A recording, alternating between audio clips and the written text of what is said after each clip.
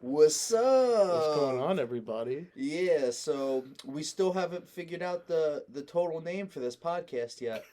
Thinking just two cousins. Just two cousins. Yeah, the initial name that I had was two cousins in a basement making a podcast. Apparently that was too A long. little bit long-winded, self-explanatory. Yeah, almost hit the nail right on the head a little too much.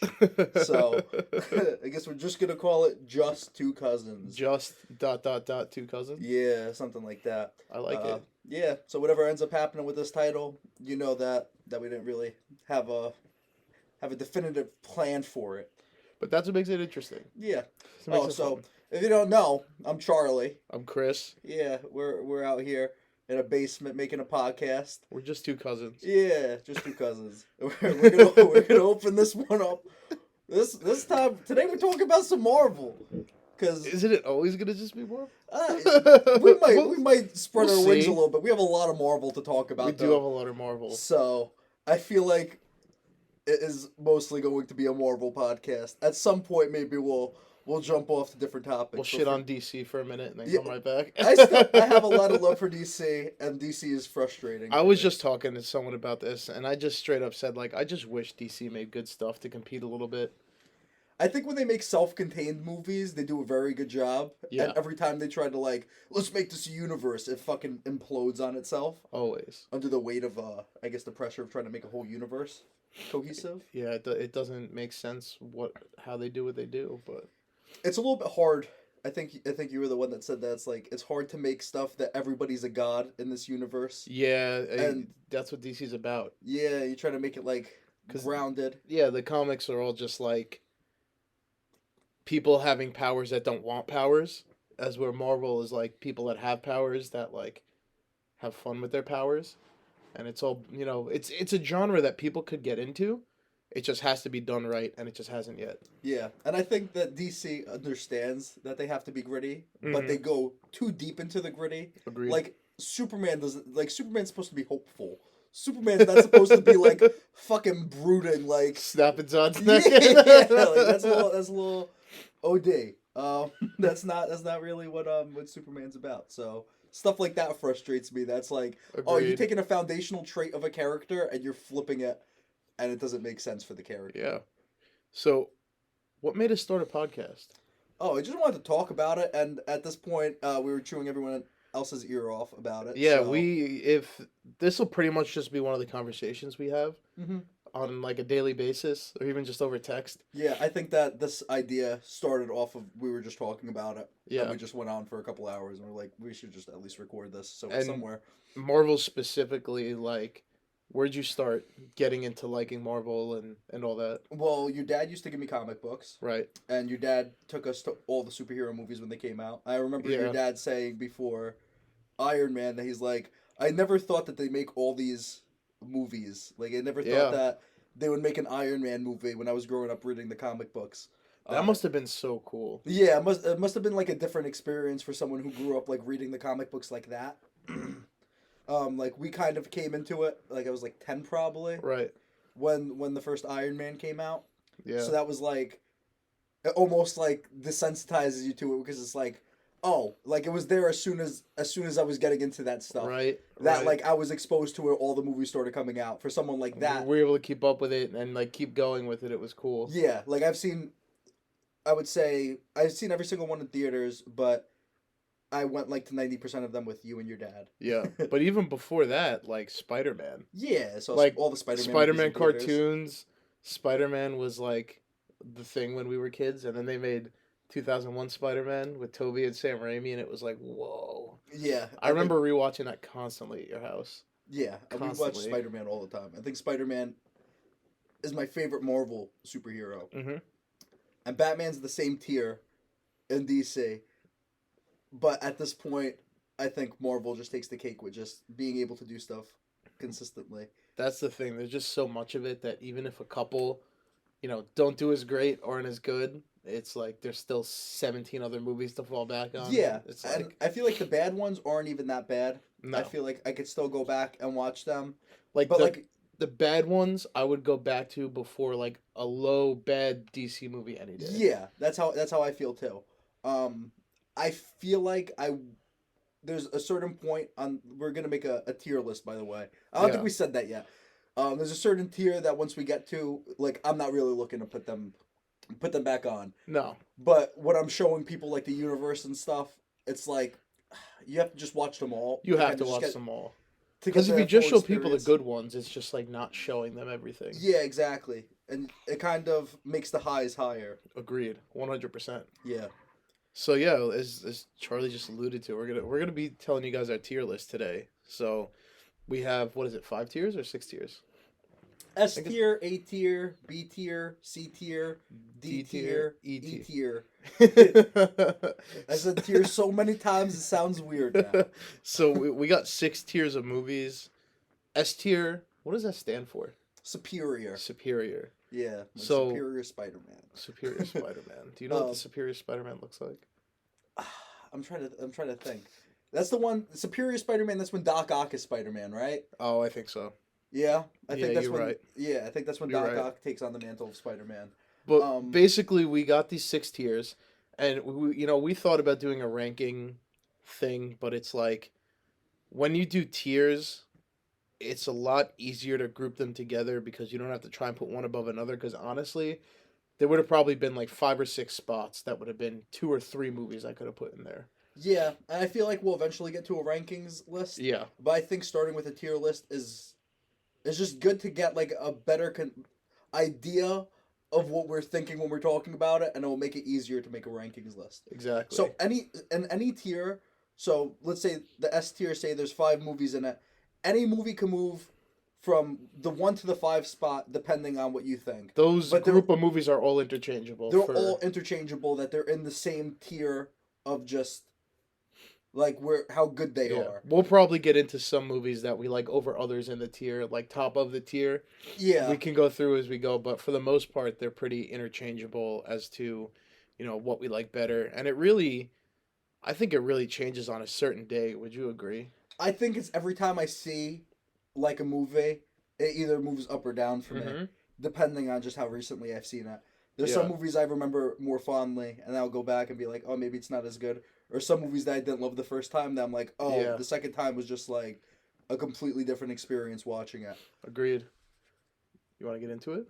Yeah, let's start. You want to go bottom up? I was just thinking that. You want to go bottom up and save our top picks for last? Save the top tiers for last. I guess that makes way more sense. All right, so starting at the bottom, we got our E tier. We put this together last night, so we're going to talk about each one. E tier, we got Thor: The Dark World. Okay. Black Widow, The Incredible Hulk, and Captain Marvel. So let's start with what makes it an E tier movie. And something you said earlier, kind of D and E tier towards the bottom, is kind of something that either of us wouldn't really just put on to pass time. Like I constantly, if I'm just sitting in my room, just chilling, I'll just put on a Marvel movie. Yeah. These are ones that I won't really put on, or like if it's on TV, watch it, I wouldn't usually do that. I think the definition is like mid. Because they're still pretty good movies. Some of them better than others. Right. I think that these are just the most baseline movies that I could go and watch the movie, and 2 days later I'll have trouble remembering the plot to the movie. Yeah. Or it will just be something that's so boring that like I really don't care for it. Right. I mean, we could go into specifics. Like, yeah, let's go. So Thor: The Dark World is the first one we threw on there. Yeah, it's like Malekith, like just a throwaway villain. Throwaway villain. Like, who fucking cares? Killed in the movie as soon as he gets introduced. They tried to do stuff with Jane and Thor. I never really bought their relationship. I fucking hated Jane, to be honest with you. Not until Love and Thunder, which I still never 100% bought it. Yeah, but I don't know. Jane as I think the Thor movies are the most frustrating for me. 100%. Because I love Thor as a character, and I feel like in every single movie, he's a little bit different, but not in a consistent way that really makes sense. No. It's like Captain America being the example of the most consistent character. Yeah. And I feel like in that movie, everyone talks about the memes that, like, oh, these people didn't have a, like, fucking steady camera. The movie is, like, twisting and turning. Like, that's Thor 1. No, that's the second one. Really? And I think both. Both did it. Yeah, but the second one, like, even more. It's just like every all the shot Dutch is just tilts. The Dutch yeah. tilts. It's like so weird. It's weird. It's a very forgettable movie. Extremely. Like that one's about the ether, and it's important too. Like the thing is, you can't even. I guess you can skip it, but like it introduces one of the Infinity Stones. The second movie to introduce an Infinity Stone. Yeah, so it's like you have to see it because it introduces a key component to everything that the MCU led up to. But at the same time, it's like this movie fucking sucks. Thor got funny though in that one. He started getting funny. Yeah, I think that was one thing that they started understanding more, that Thor could be a more comedic character. But the entire movie is so like just. Like dark and depressing. Yes. Yeah, that's like it sucks. Yeah. Like even though like there's some moments, obviously, like every time Chris Hemsworth is playing Thor, there's gonna be some stuff that stand out. Like you see Loki in it, like there's gonna be some standout moments, but for the most part, the movie just not really much going on. One thing I learned though is that Thor's just a hard character. Mm-hmm. It's a very hard character. I don't know what makes him exactly such a hard character to do, but it's a hard character to do and make good. And I think it's what we were talking about with the DC universe. It's hard to make a god. It's hard to try to ground a god and make him relatable. Exactly. And make his plights like something that you care about. Yeah, exactly. Black Widow, also an E tier. Black Widow, I love the character of Black Widow. Great in every movie she's in that wasn't hers. Yes, and I feel like the biggest problem with this movie was the timing of it, and it felt like they were just trying to rush it out to still make it close enough to after she died. Right. To make it like relevant within the universe. And for anybody to care about it. Yeah, but at the same time, this movie was completely unnecessary. I feel like some of the mystery behind her backstory, I liked more with like just the short flashbacks that they showed in other movies. Yes. And showing it more like explicitly kind of made it less interesting for me. Less mystery, because she was such a, even in, Iron Man 2 not as much, but Avengers, she was such a mysterious character that it only alluded to little parts. Like Loki, when he said those couple things to her trying to get her to get information, it was so interesting because you're like, what did she do? Yeah. But then you get it and it's like, oh. It just felt like a movie shoved in to try to add a new character to bring like her sister in. What'd you think of Yelena? I don't think that she's necessarily a terrible character. No. I think that she'll be fun to watch on screen, but at the same time, it's like I could do, like it doesn't swing the scale if she's in the movie or not. Not that movie in particular, but I'm saying in the MCU in general. Yep. If she's not in the MCU, it doesn't affect me at all. If she's in the MCU, it doesn't really affect me. I would not see a solo movie of her following her character. I don't think I would really care too much about that. And this kind of started the trend, correct me if I'm wrong, I think it was the first one that they started passing the baton of the characters that they're getting away with, like that are leaving, and trying to give them like another character of the same vein. Yeah, to like Hawkeye, Black Widow, Hulk, Thor, that it's like sometimes it's cool, but Black Widow just seemed a little bit forced. Like redundant. Yes. It's like the character is not... But it's funny, it seems redundant. It was the first one, though. Yeah, but it doesn't it feel like redundant at the same time, though? Yeah, like, agreed. I don't know. Like, it's hard with characters like that in, like, a world that there's so many people with superpowers. Yep. To bring in, like, another spy character that's not Black Widow. I love watching her because she's good looking. Right. Same thing with like R.I.P. I need to see more Scarlett Johansson. It's gonna kill me for the rest of my life.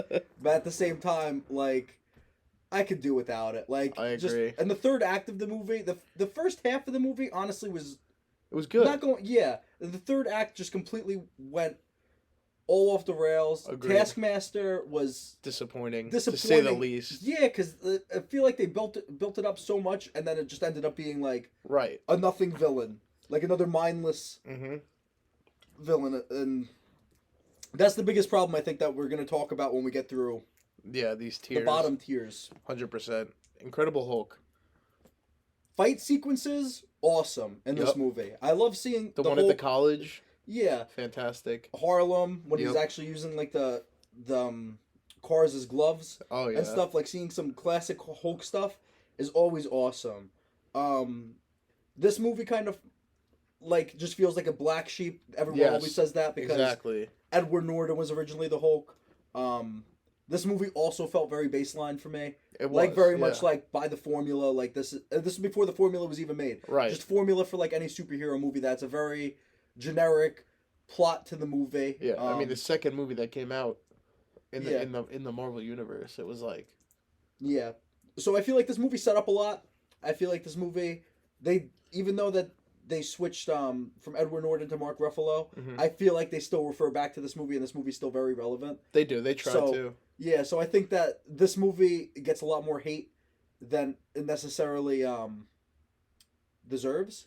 It was fun. It was fun. But again, and it's pretty between probably the last two tiers, I mean, forgettable. Yeah, I'll go back to this movie to watch the fight scenes. Yep. I will not go back to this movie and watch the movie in its entirety. Yep. I will look up the fight scenes that I like from this movie because it's always fun watching the Hulk out.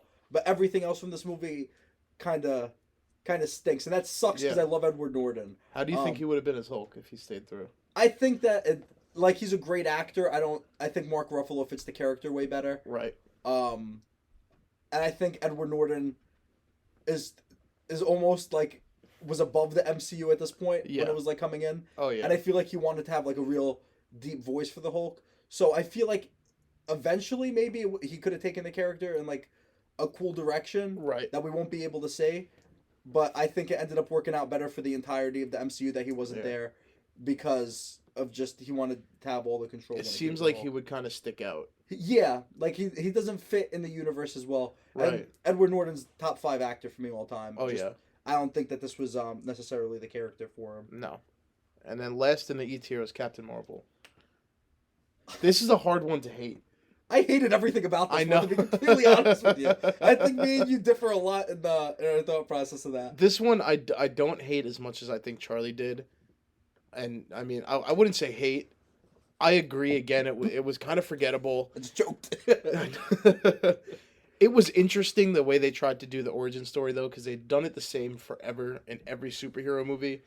But it was interesting that they tried to kind of do it backwards and have her figure out her origin as we did. Yeah. But it felt like something was missing, and I don't know what it was. The whole amnesia thing, I hate. I think that's a big part of it. Yeah. And the entire movie, they're like, oh, she's too emotional. And the entire movie, she was just like a stoic bitch. Yeah. To be completely honest with you. Like, her character kind of just, like, sucked. I did not like Brie Larson in the movie. I think she was just cocky from, like, the very beginning, and it just made her character very unlikable. And the movie just felt very formulaic, and it didn't really offer anything exciting. And the other thing that really, like, just left a bad taste in my mouth was they were really keeping the mystery of Nick Fury's eye for all these movies. Saying, oh my god! And that like completely, it was the dumbest way to be like, he lost his eye. Like they made a joke out of it, and that's part of the thing that like some of these movies end up doing that leave a sour taste in your mouth. There's a couple things that I'm sure we'll get to at some point. I don't remember particularly what they are, but once we get to the movie, but like stuff like that makes, and the entire movie in total. It didn't interest me really at all. No, nothing interesting really happened. Yeah, her character's very unlikable. The Tesseract backstory was cool though. Tesseract backstory's cool. There's some parts of it that are pretty cool.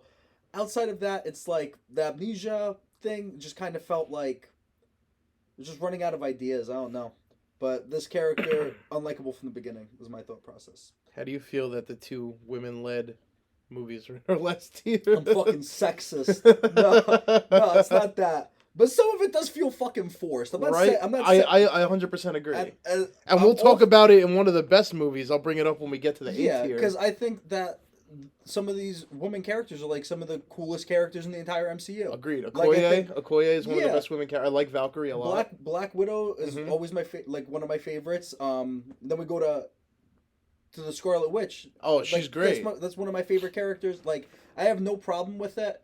I just think that when they come to the movies, they overthink it and they're trying to send too much of a message instead of just delivering what the movie's supposed to deliver, which is supposed to be a fun superhero movie. Yeah. Well said.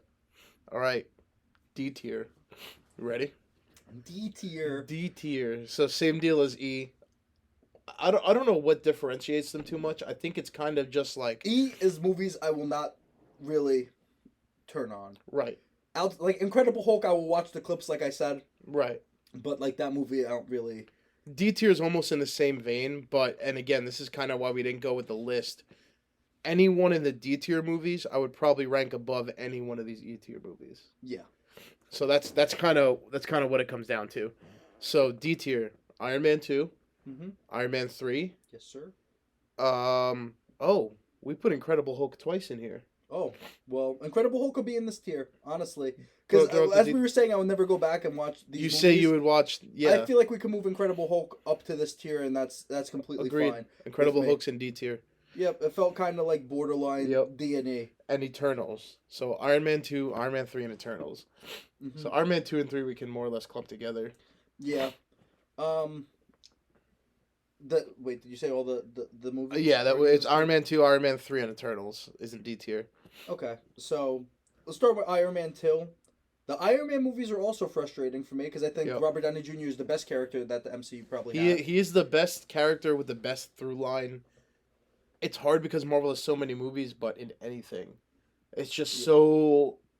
I think it's so interesting to see a character for 11 years of movies, like 15 some odd years in the MCU to go through like that. I think it's so cool. The MCU does not stand if they don't have Robert Downey Jr. I think they would have fell flat early on in the stage and probably fell into a DC hole. 100%. Because I think that Robert Downey Jr. is the center stone of the entire MCU. So I just want to say that first. I think the problems, we'll start with Iron Man 2. I think one of the biggest problems that is pretty well known is that they were rushed to make this movie. Way rushed. And they were kind of still working on the script as they started filming it. And you feel a lot of that as you're watching the movie. That it's just not as connected and as tight of a story as you would want it to be. And it's because they do so much. They try to do so much. There's like 3 or 4 different main stories that they kind of try to all bring together at the end. And I say not too terribly. No, not they too more or less terribly, connect everything by the end. But it's the daddy issues. It's Nick Fury and S.H.I.E.L.D. It's it's Whiplash, and there was they something introduced else. Black Widow in this movie. Black Widow. They just try to do a lot, which I don't hate at all because like that was cool stuff. This movie was important. They needed to put this movie before they made the Avengers movie. Agreed. So like this is like they said that too, that they wanted to get the Avengers movie out, and this was kind of a movie that kind of tied everything together. Yeah. But with that being said, there was a lot of time that Whiplash was not in this movie, or he was like sidelined, like sitting in a lab doing nothing. Yeah. And it just felt like baseline like Iron Man stuff. Yeah. Like in the sense that Iron Man has hit so many highs, and not even that this is like that much of a low, because this is still it's hot. It's Iron Man. It's hot, like, yeah. There's gonna be fun moments in it to watch, but this is probably one of the weaker Iron Man stories, just in terms of what they were able to deliver with the script problems and everything else. I agree, but honestly, Sam Rockwell, and I'm blanking on his name right now. What, Jack Hammer? In the movie. John Hammer? What's his name? You're talking about that? Something Hammer. It's Hammer. He brought the hammer. He's one of my favorite, like, low level villains. Yeah, I wish that we saw more of him in the future. Because he was just so fun and such a good foil to Tony Stark. Yeah. He's coming back in Armor Wars, I'm pretty sure.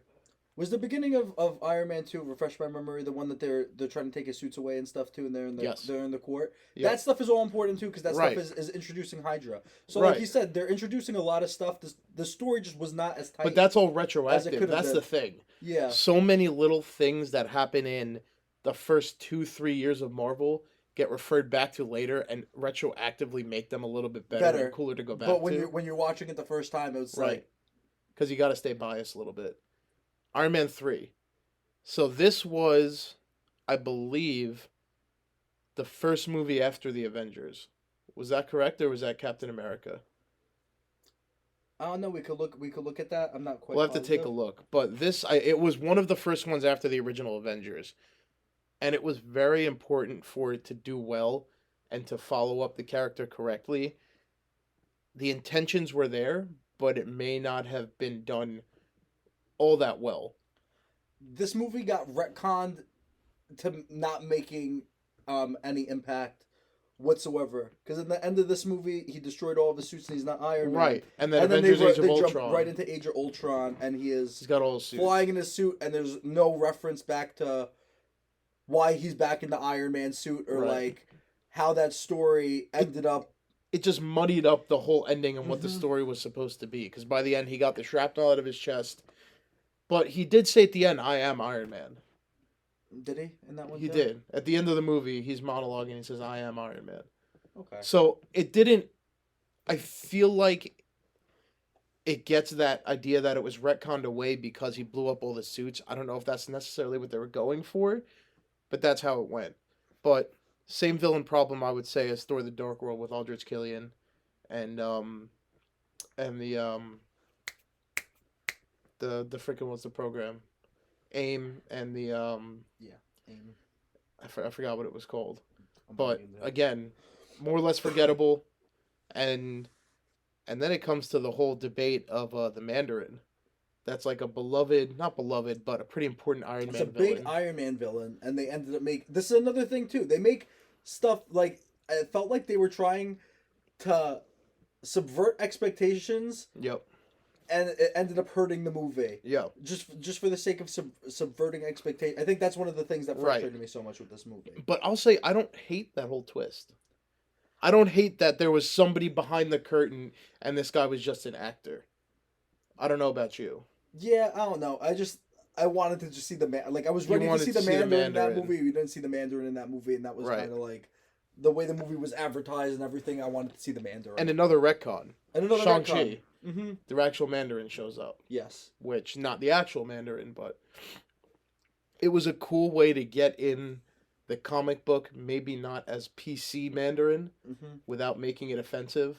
So I didn't hate it, but Iron Man 3, I like the PTSD stuff too. Yeah, I think that stuff is very important because I feel like people hate that though. People think it was horribly acted. I really did not. I think that I don't think there's one scene in the entire MCU that Robert Downey Jr. pulls a bad performance. I think that it was all very believable, and that's a big part of his arc. Yep. Anything with Robert Downey Jr.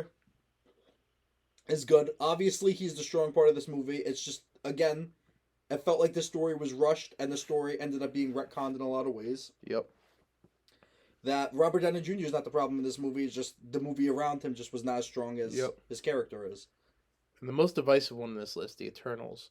I know we have more or less differing opinions on this. So what's your take on the Eternals being one of the more recent movies? What did you think? It was slow, like boring, and I have a big issue with trying to introduce 10 characters in the same movie and then expecting it to be a strong movie. I agree. I feel like that's a big thing when we're talking about the DC universe.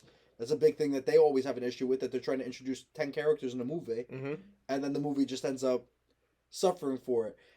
The third act of this movie is good. I feel like I'll go back to the third act every once in a while. Yeah, I like that fight. The third act is fun, and it's a very memorable third act. Right. Everything else in the movie is kind of boring and slow, and is just not as entertaining as I would like it to be. I'm not saying that I have a problem with slow movies. Sometimes movies are slow burns and stuff.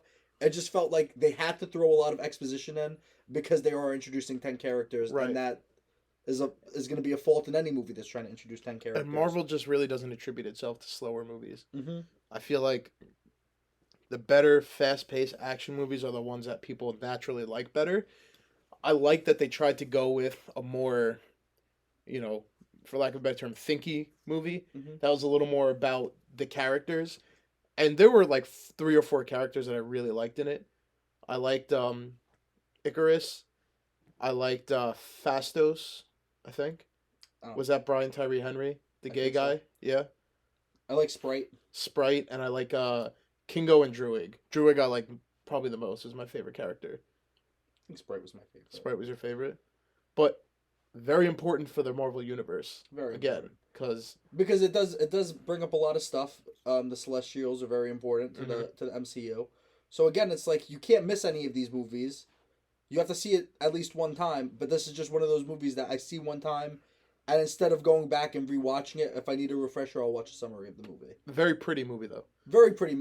For non CGI. Very cinematic in the sense of the shots are beautiful in it. But again, it's just one of the slower movies, and I feel like just not done right. And it's hard because you talk about all the characters. they had a crazy, crazy cast of good actors in there that they just maybe didn't utilize as good as they could have. Yeah.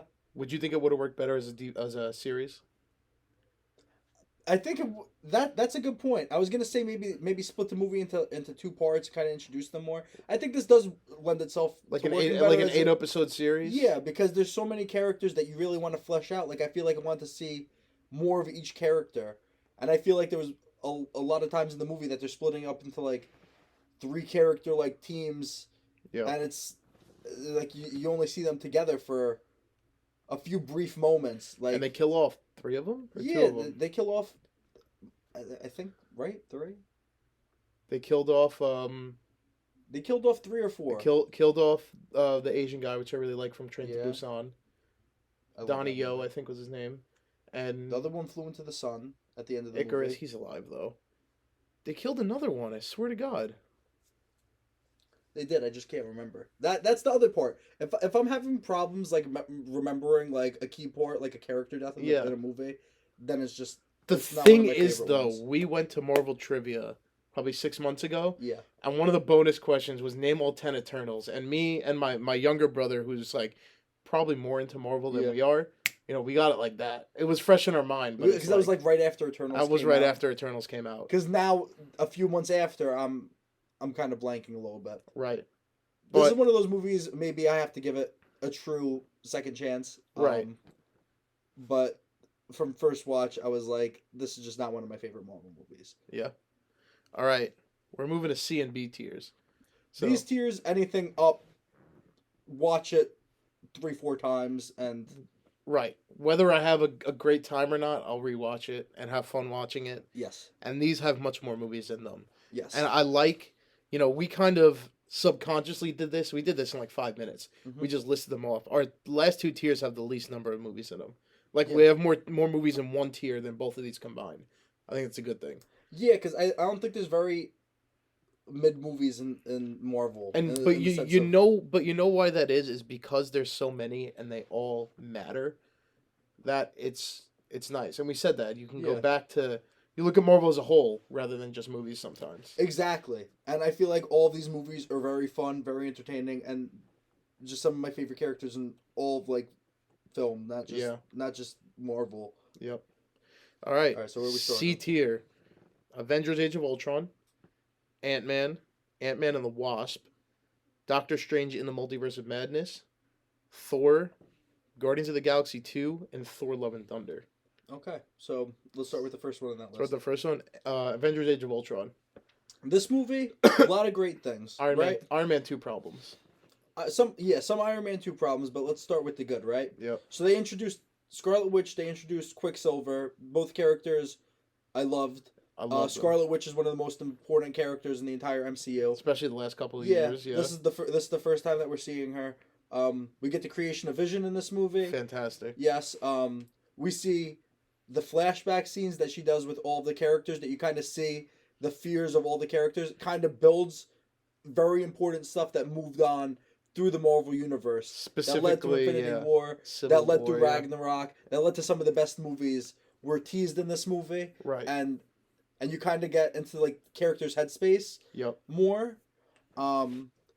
It was good to see after the original Avengers, which was, we'll talk about it later, but the first big ensemble superhero movie, it was fantastic.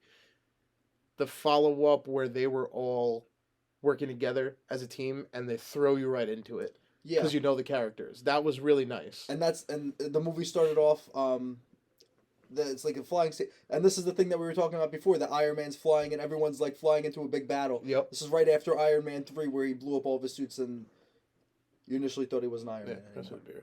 Yeah. So, yeah, I mean that it was nice to jump back into it, and this was a 3-year span between Avengers 1 and 2. I think so. 3-year span, 3 or 4 year. It was just fun. Yeah. It was really fun. They don't have to worry about building up characters. You know the characters, you know how they think, you know how they act. And it's nice to not be babied in a movie like that. And you get the tease of Captain America pulling up the hammer in this movie too. I think some parts of Ultron too, a lot of people have major gripes with Ultron. I think there were some points that could have been more sinister. Yep. Like the trailers were like scary of him that he's like singing like "There's no strings on me." Yeah. I still think that as a character overall, like it was cool. Like I loved basically everything about this movie. This is just there's so many good movies that the fact that this is down here just kind of speaks more to the MCU as a whole. Yeah. Rather than this movie being bad, because I feel like this movie gets a lot of unnecessary hate too. And I love less good point. We'll move on to maybe some of the not as great points, but the fact that they were able to move the story around. So the fact that Ultron and then Vision were made by Tony Stark and by Bruce Banner, being able to give him the sensibilities of Tony Stark and go toe to toe with him and get someone like James Spader, who, you line them up at the same age as they were like the same actor doing the same stuff, I thought was really cool. I loved James Spader's voice acting in this movie. He was great. Like top tier stuff. Some of the plot points that people don't like is like, oh, it was stupid that they're lifting up Sokovia to drop it. Dude, but it's better than a blue beam in the sky. Like 75% of superhero movies up to that point. Definitely. I honestly, I have no major gripes with this movie. I don't have nearly. It's all minor little things. Yeah, and I could see how. Yeah, maybe as a whole, once you get into like Infinity War and Endgame and stuff like that, like those movies are tighter movies. Right. Like they're tighter stories. Everything is a little bit tighter because I feel like they kind of got their footing a little bit more. But any Avengers movie is a movie that you have to watch, and you're gonna watch it as many times as it's on TV or you have the opportunity to, and you're gonna have a good time with it. Yeah, and they definitely tried things. Things didn't work out, but they elaborated on characters that weren't elaborated on the first one. Hawkeye, Black Widow, and I feel like Hulk got bigger stories in this one. Definitely. More focus, which was nice. But it was really just little story things that people didn't like as much, and it's you comparing it to Avengers, which is one of the, that's in our, just a preview is on our S tier. Yeah. So it's hard to live up to it. And what's it called? This movie also, Hulk leaves in the ship at the end of the movie. Another big tease for Ragnarok. Exactly. So this movie did a lot of good things. I think that this just speaks more to. I would say that this is the top of the tier. Yeah, I would say this is like top of the tier. Yes, this is top of the tier, and yeah, it's really about comparison. It comes down to. Yeah, because when you're comparing it next to other Avengers movies, it's probably the worst Avengers movie, but at the same time, the worst Avengers movie is a movie I'm gonna go see 1,000,000 times. Yep. Ant-Man and Ant-Man and the Wasp. Starting with Ant-Man. Ant-Man and Ant-Man and the Wasp are, no pun intended, like small scale movies. Right. I love Paul Rudd as an actor. Fantastic. They where it maybe have gone downhill. Not downhill. None of these are downhill. They banked on him being the movie, which I loved because I like Paul Rudd. And was it Michael Pena? Yeah. Too? The voiceover stuff that he does when he's giving exposition, telling the story. Genius. Some of the funniest parts of the entire MCU are in these movies. I think that the fact that they kept it kind of small scale in sense of like it's not world-ending stakes are important because this is a character that's kind of a goofy, funny character. Mm-hmm. But at the same time, while they're doing that, they're introducing some of the most important stuff in the entire MCU when it comes to the quantum realm becoming the most important thing to the end of the original Infinity Saga. And Pym Particles and Hank Pym, these characters are super important. Ant-Man 3 is going to be one of the most important movies. I honestly have a feeling it's going to be one of the most important movies coming up for the rest of them. So everyone says that these kind of movies are like throwaway movies. They're like small scale movies, for the movie theater. But these are the movies that end up really bringing the most for the end game of stuff. It brings everything that you need for the next steps, and these movies are quietly the most important movies in the MCU. Right. In that sense, that they don't get the credit for being as important as they are in the MCU. MCU. And that rolls right into Ant-Man and the Wasp. I feel like, honestly, they're like the exact same. Yeah. Which may be part of why they're maybe a little bit lower down on the tier list, just because they kind of did the same thing. Mm-hmm. But Ant-Man and the Wasp was, again, small scale, a fun adventure that, and this is another kind of big overall point, something about people, one of the big gripes with Marvel in general, there's world-ending stakes, like Captain America Winter Soldier, mm-hmm. the government's falling apart, where are all the other Avengers? You need absolutely no explanation as to why there was nobody else in these movies, because and they still put people in the movies. Yeah. The original Ant-Man, they had Falcon, which was just a funny thing, and it was super cool that they were able to do that. But Ant-Man and the Wasp was pretty much a continuation of Ant-Man. Yeah, And it was like a MacGuffin movie. Exactly. They're chasing the lab all lab. around the movie. I feel like both of these movies weaker villains. Yes. And that's not that, and that has.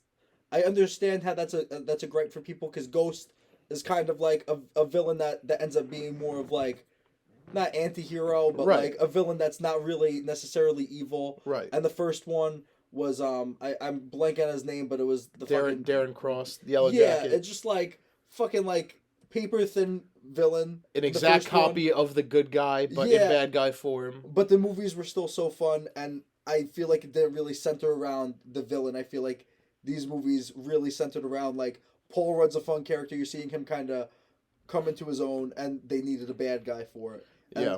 I don't think that's necessarily a bad thing for these kinds of movies. They're small scale. No. For a reason, and you kind of need small scale movies when you have. And that's what they were going for. Yeah. They were going for a heist movie that was a Marvel movie, and I think it more or less was one of the first to kind of try to be a genre bending sort of. We're gonna make a heist movie, but it's in the Marvel universe. Yeah. I will completely agree with that, and I think that these movies are really fun, and I have honestly no real big gripes with these movies. Yeah. There's just so many good movies that this tier is gonna be like frustrating for some people. I know. And that jumps into what's the next one now. Next, I'm gonna save the newer ones to talk about a little bit later. So Thor. Original Thor. Fish out of water comedy. Yep. I think that it's a really good introduction for the character.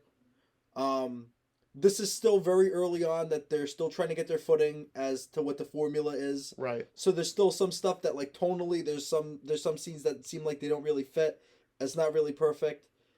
Thor's another one of those characters that every single movie is a little bit different. Like this one is very Shakespearean. This one he's really talking like old English and stuff. But for the time, for 2011, that was like people thought it was great. I remember seeing it. I'm like, that was a good movie. I really enjoyed this movie too. I think the third act kind of lackluster. Right. People don't like Loki in this movie. I thought Loki was good in this movie. I think Loki's good in every single movie. I agree. I think Loki's always one of the strengths of these movies. This movie, I think, falls more into, like, formulaic, that it's kind of, like, once you see all these movies at the time, it's one of the first Marvel movies, so it's a baseline origin story. Right. But it's done well. That you get a good introduction of the character, and he's a very important character. Yep. Outside of that, it's like some of the movies just.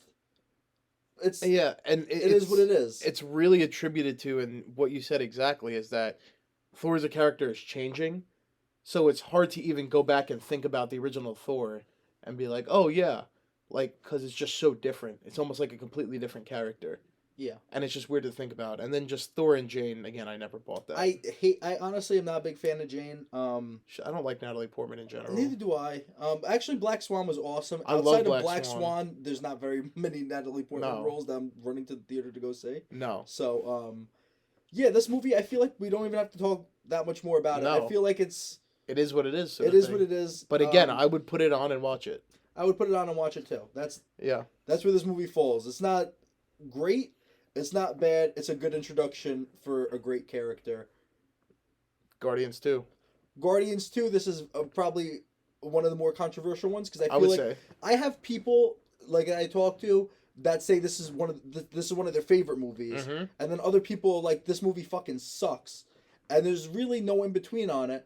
No. And I have so much fun with both Guardians movies. Yeah, that this movie is so fun. I do see all the flaws that people see in this movie. But at the same time, I'm kind of able to just look past it because it's so fun. Right. And I love all the actors in it. Yep. I think the thing with Guardians 2, for me personally, is that it lost a little bit of its charm. Because the original Guardians was so new and so different, and nobody's really done that before. That once they got to Guardians 2, they amped it up a little bit, and it was like, it just kind of was like a little bit of been there, done that, but it was so completely different. And again, they got crazy good actors. Mm-hmm. Like Kurt Russell in that was really good. I love Kurt Russell in it. And again, can be seen as a throwaway actor, but he was one who did something with a little not nothing role, but secondary actor role that made it so memorable, and I really liked it. I think they were all kind of mean to each other, and It was very mean-spirited. It was very mean-spirited. I feel like that's a big issue for a lot of people with this. That right. It feels like it's very mean-spirited. I feel like that's kind of these characters, though. These characters are kind of assholes. Right. And that's why they're a ragtag team of, like, misfits. But if you see James Gunn movies, it's so mean-spirited. Like, Delco Experiment, like, that makes you sick sometimes how fucked up it is. Like, it's crazy. And I think the third act of this movie, too, they're fighting a big orb. Yeah. They're fighting, like, this big planet. So, in terms of that stuff, it's, like... Weird. It's hard to wrap your head around, sort of thing. Yeah, but... I still like Yondu's death in this movie. Look at the saddest. So saddest. They turned Yondu from a character that you really didn't like, and they found a way to make Yondu one of the more likable characters, and giving him like a true meaningful death. I'll give him the saddest death in the MCU. I just because Iron Man you kind of saw coming. It's up there. Yondu you didn't see coming, and it was like I was choking up when I saw it at the movie theater. Honestly. Yeah, it's up there. But that's because Chris Pratt sells it so well, and Michael Rooker. I think sold it so good. Star-Lord, I love. I wish that in future movies they didn't do him so dirty because they make it kind of hard to. I'm gonna defend that. I'll defend that to the end of time. Yeah. I know exactly what you're talking about. But Guardians 2, fun. You get the little family dynamic out of it. Yep. Kind of mean-spirited. But I think in a way that some people think, oh, this is too mean-spirited. I feel like it's in a way that's like relatable. Right. That if nobody's that mean to each other for no reason. Yeah, it's like that's them, and that's these characters, and I think that's something that you have to just take with a grain of salt. I had so much fun with this movie. Agreed. I think that this movie gets a lot of hate too. I've said that for a few movies. Yep. This one I really feel like it's a lot of unnecessary hate, because it's just I think it's so fun. Doctor Strange in the Multiverse of Madness. I will say, very good movie. At the same time, one of the more disappointing movies I went to the theater to go see. I was itching and so excited for a new Doctor Strange movie because I feel like he is one of the more interesting characters. Benedict Cumberbatch. Cucumber. He's so good as Doctor Strange. And he's done so much. He's one of the characters they did so much in between movies, in between their own movies with him. And I was so excited to see a new movie with him. And exactly like Charlie just said, just one of the more disappointing ones. And that's for the sole fact of, they were selling this as like one of the biggest movies coming out. And in the Multiverse of Madness, it only went to like 2 or 3 universes. And they kind of just fly through a bunch of montage sequence. Which isn't a bad thing per se, but they could have done more with it. It just felt like as soon as they said the runtime for this movie was 2 hours, yes, I knew that was going to be a problem. Right. I feel like we talked about that before this movie came out. Right. Too, that we're like, oh man, this movie's only going to be 2 hours, and then we kind of tried defending it by saying, oh well, they set up everything in Far From Home that they don't need to do any of the setup in this movie. Scarlet Witch, you set up in WandaVision. And so that's one of the things I wanted to discuss with you. People think that the Scarlet Witch made a complete 180 turn in this movie. And I do not agree. Like a little bit too. Dude, but okay. So when you watch, if you completely skip the post-credit scene and you watch WandaVision and you watch the credits, you don't watch the post of WandaVision. Oh, okay. You don't watch the post-credit scene of WandaVision where she's reading the Darkhold. Yep. She makes a complete 180 switch. Right. We don't see her for a long time, basically from the end of WandaVision to this. So to see her as a full-fledged villain after we just see her reading the Darkhold, right, is kind of a big jump. That's like, oh, now she's a complete villain again. Right. But I wouldn't say that she made a complete good turn in WandaVision. She beat the person that was trying to be better than her, but she was never. She was the villain in WandaVision too. Yeah. I think that at one point in WandaVision, I kind of felt at the end that she kind of understood what she was doing. Yes. Was wrong, and she tried to fix it. Yeah. But it doesn't mean she. But at the same time, when she had the Darkhold, it does explain it because the Darkhold is known for corrupting you, and she saw her kids, and that's something that. Yeah. I don't have kids, but apparently that's. I'm not saying it like that. I don't know what the hype is about kids. No. But I'm saying, like when she lost her kids in that movie, then that's something that She had a true motivation. Yeah. So I don't think anything motivation-wise for Wanda is really my gripe with this movie. I think that they needed more time to build stuff up. Yeah. They had Sam Raimi, for God's sakes. Yeah, and I think some of the horror aspects of it were actually really cool. Yeah. Zombie Strange at the end was super weird and super fun. Yeah. But this movie kind of just like didn't hit the thread I wanted it to hit. Right. I think. I was just expecting so much with this movie. And so this is something I was thinking, and this is after even seeing Black Panther, that I like Black Panther, but I feel like in the past some of these movies were amazing. Do you think it's just because we're getting older? That some of the charm and the surprise of these movies are kind of, been there, done that sort of thing? That could definitely play into it. I also think that's very hard to follow up the first saga that they created. I agree. And I think it's almost impossible. And I feel like you're fighting yourself trying to live up to the same standard. I don't know. There were some things in this movie that, like, yeah, we gotta see John Krasinski as Mr. Fantastic. I'm just hoping that all this stuff doesn't just get thrown away. Right. And at the same time, I feel like they just didn't do it, like, in a way that I really cared about that much. Right. Like, they introduced all these characters that it should have felt a lot cooler than it. Like, Charles Xavier, actual Black Bolt, John Krasinski, like it should have felt bigger than it did, and I feel like they almost.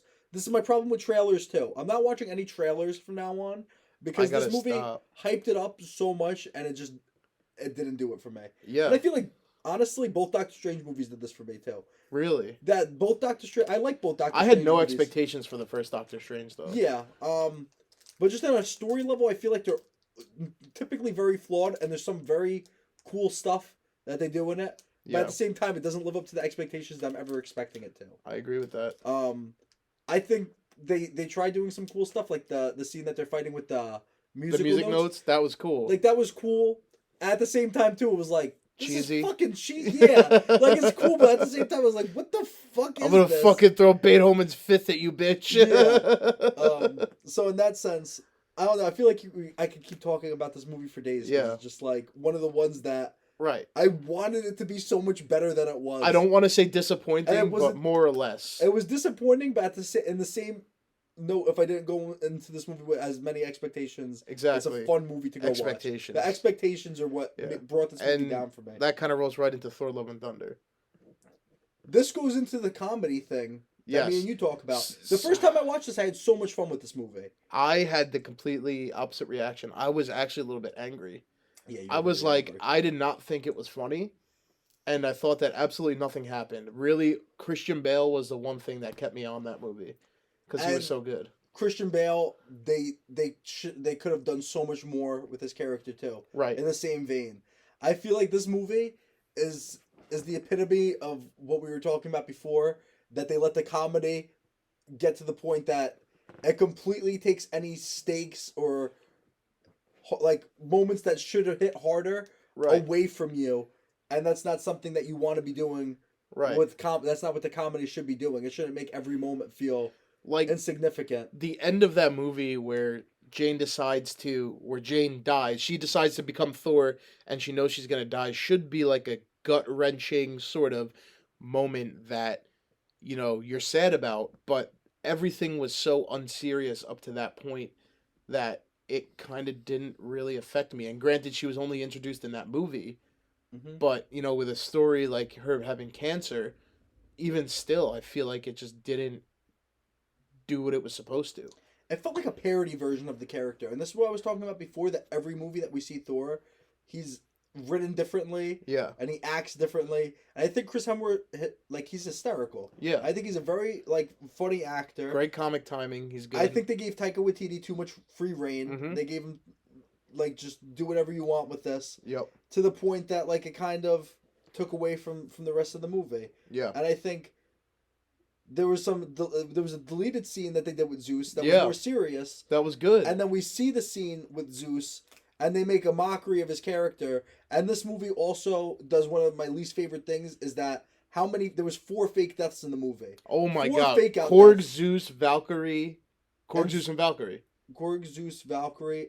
Yeah, I'm trying to think. And Jane, who I feel like is going to come back. Still. If they bring Jane or Heimdall back, I'm not there for it. I don't care. Not at all. I don't want to see those characters again. But, I like Heimdall, but at the same time, let characters die. Right. I think if they faked out Zeus, that's fine. He's Zeus.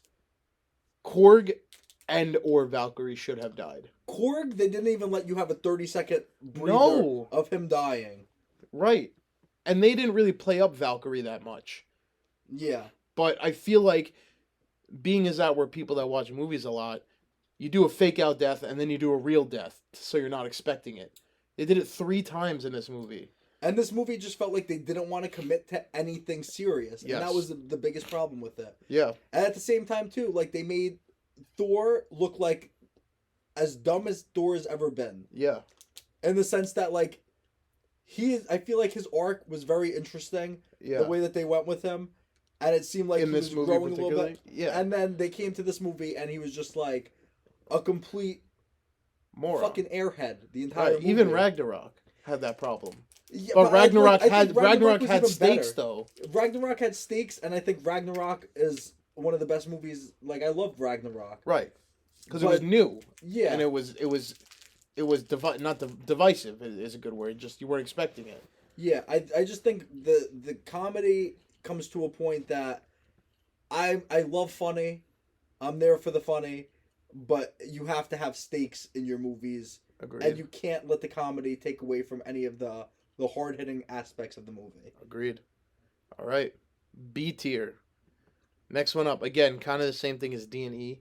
Kind of almost more or less in the same playing field, but these are all above the ones that we just talked about. Yeah. And these I would throw on probably more. I'd put these movies on any day of the week. Yep.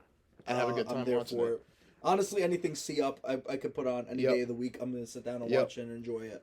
So, Captain America: The First Avenger, Black Panther, Wakanda Forever, Spider-Man: Far From Home, Doctor Strange, and Shang-Chi and the Legend of the Ten Rings. So did we skip? Oh wait, you said which one? Far From Home. Far From Home. Far From Home and No Way Home are both in this tier, right? Did we say No Way? No, No Way Home's above it. Oh, okay, I'm sorry. Yeah, No Way Home's above it. Okay, no, I'm sorry. That's why I thought you said No Way Home. Read this list off one more. I'm sorry, guys. I'm a Momo. Captain America: The First Avenger, Black Panther, Wakanda Forever, Spider-Man: Far From Home, Doctor Strange, and Shang-Chi and the Legend of the Ten Rings. Also, I want to reiterate the fact that this is not in any particular order. Yes. These movies are... Yes, I think... the tier of movies... This is not how I would rank them, the order that they were in, but these movies are all interchangeable depending Once it gets to the A and the S tier, the ones after this, I feel like there's more of a definitive ranking of what we like better than others. But Captain America: The First Avenger. Great introduction to a character. I think great character. Great character. I think a centerstone character of the entire MCU. I think the most well-written character, the most consistent character outside of... I would say even the most consistent character, 100%, period. 100%. I think there's, like, even Robert Downey Jr., I think Chris Evans as Captain America is definitive. Yeah, and that's just because of his character. That's just because his character is so consistent. stoic and in his ways that it makes it interesting still, though.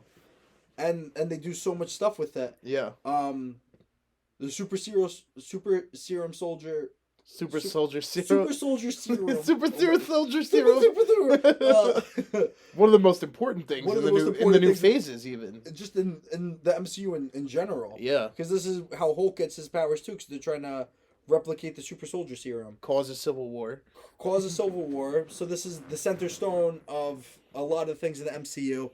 I think this movie, they're still trying to get their footing, but it's amazing. Like, yeah. The period piece, I love. I love the fact that it's in a different time zone. It kind of makes this movie feel different from all of the other movies in the MCU.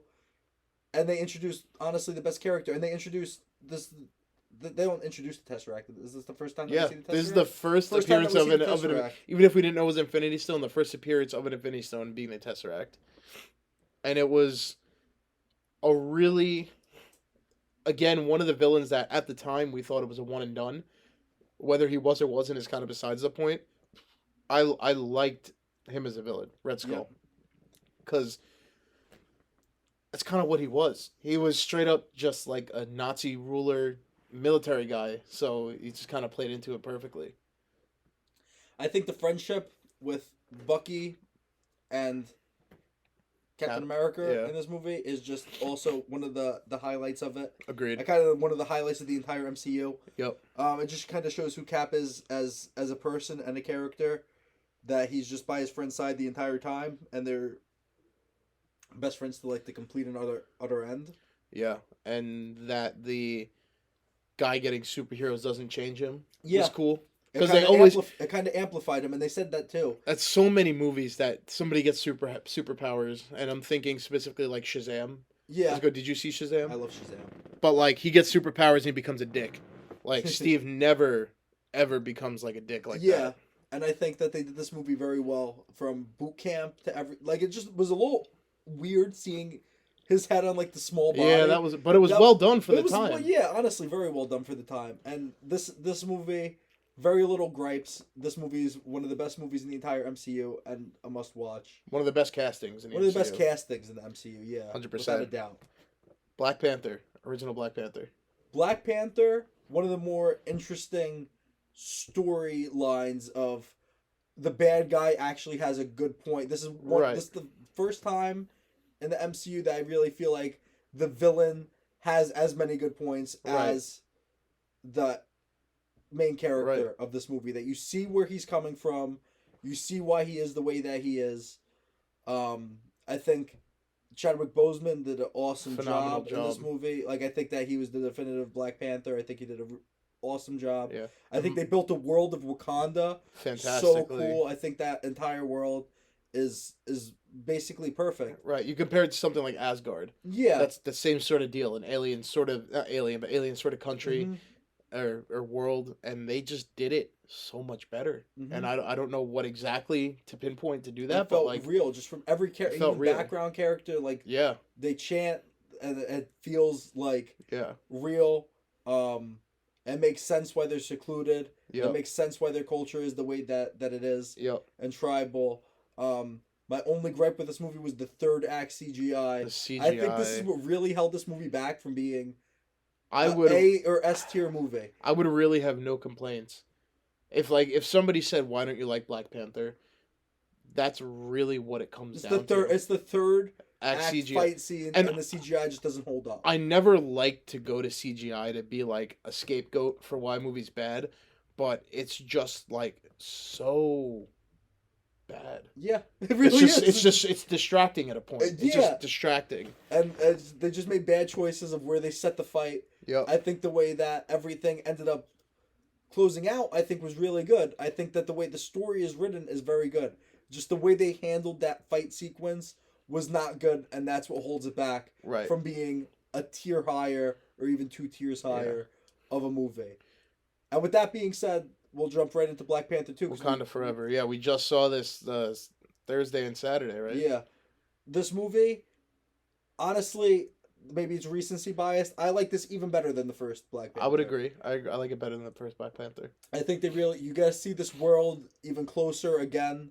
You kind of see the problems that they have with this vibranium. Right. And it's real world problems that you can relate to real life. That's like, oh, if this did exist, this is the same problems that we would see with it. And I like it going back to how Black Panther was more or less it was a world building movie because they set so much stuff in Wakanda after the fact.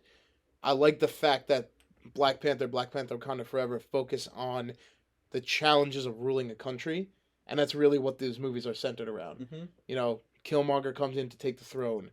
Namor comes in because of the vibranium, and people are blaming them for things as a country and being secluded and all that. I really like how it's like almost a geopolitical sort of thriller, and just really interesting characters that have arcs. Yep. And I was listening to another podcast, and Ryan Coogler, who directed those 2 movies, he's so good about putting a character on screen and making them count for being there. Yeah. He doesn't just throw people on screen to say we put them in there. There's a reason and a purpose for pretty much every character he puts there, and it's just very well done. I think in real life circumstances, this movie is even more impressive in the sense that they finished the script and they wrote the script, and then Chadwick Boseman unfortunately died, and the fact that Shuri, the actress who played Shuri, was never meant the purpose of her character was never to be the main character. Right. She was always supposed to be a supporting character to the Black Panther. The fact that she immediately got thrust into this role, and then not only got thrust into this role, but really kind of stole the entire movie. Right. I think she was the best part of that whole movie. I think Angela Bassett. Angela Bassett. That's the queen. Yes. She really Every killed scene it. she was in was phenomenal. Yes. She was crazy good in this movie. Yes. Oscar worthy almost, I would say. I think that this entire movie was just very well done, very well acted. Every character had a purpose in this movie, and you kind of feel the plight of every character, and you understand where they're coming from. I feel like the stuff with Namor just didn't hit as emotionally as I think they were intending to. Right. But outside of that, like, this movie is basically a perfect, like, I left this movie and I was very happy. Right. And I think that you said it met expectations. I kind of felt like it surpassed right. I said my when expectations. In terms of what they had to overcome to make right. this movie, it makes it that much more impressive. Right. And so when Charlie saw it after me, I said basically, he's like, how was the movie? And I said, I really liked it, but everything that happened in the movie I was expecting. And that's not necessarily a bad thing when I got more time to sit with it. But it was all done so well that I didn't have any major problems. I really didn't. Spider-Man Far From Home. First appearance of Mysterio on screen. I saw this movie 4 times in theaters. Yep. All these Spider-Man movies, I fucking love these Spider-Man movies. I think, as much as I love every other Spider-Man, Tom Holland is my favorite. The coolest version of Spider. Yeah. Coolest as in the character and it's just probably It just feels like the most realistic Spider-Man to me. Yep. I just love Tom Holland. Mm-hmm. I love every Spider-Man reincarnation, but Tom Holland just feels like if I had to pick Spider-Man out of like, if I had to describe every attribute I wanted of Spider-Man, how I wanted him to look, how I wanted him to act, I feel like this is the most definitive version of Spider-Man for me. I feel like this movie, I watched it and some people had some really big gripes with it, which I understand is why would Tony Stark leave the glasses to him? Yeah. Why would Tony Stark leave the glasses for someone that was dead at this time, in theory? But I think that this movie, aesthetically, some of the coolest scenes, oh my gosh. I think Mysterio just led for you to be able to do so much cool stuff. Right. Like, trippy-wise, that, like, stuff that you don't expect, like the illusions.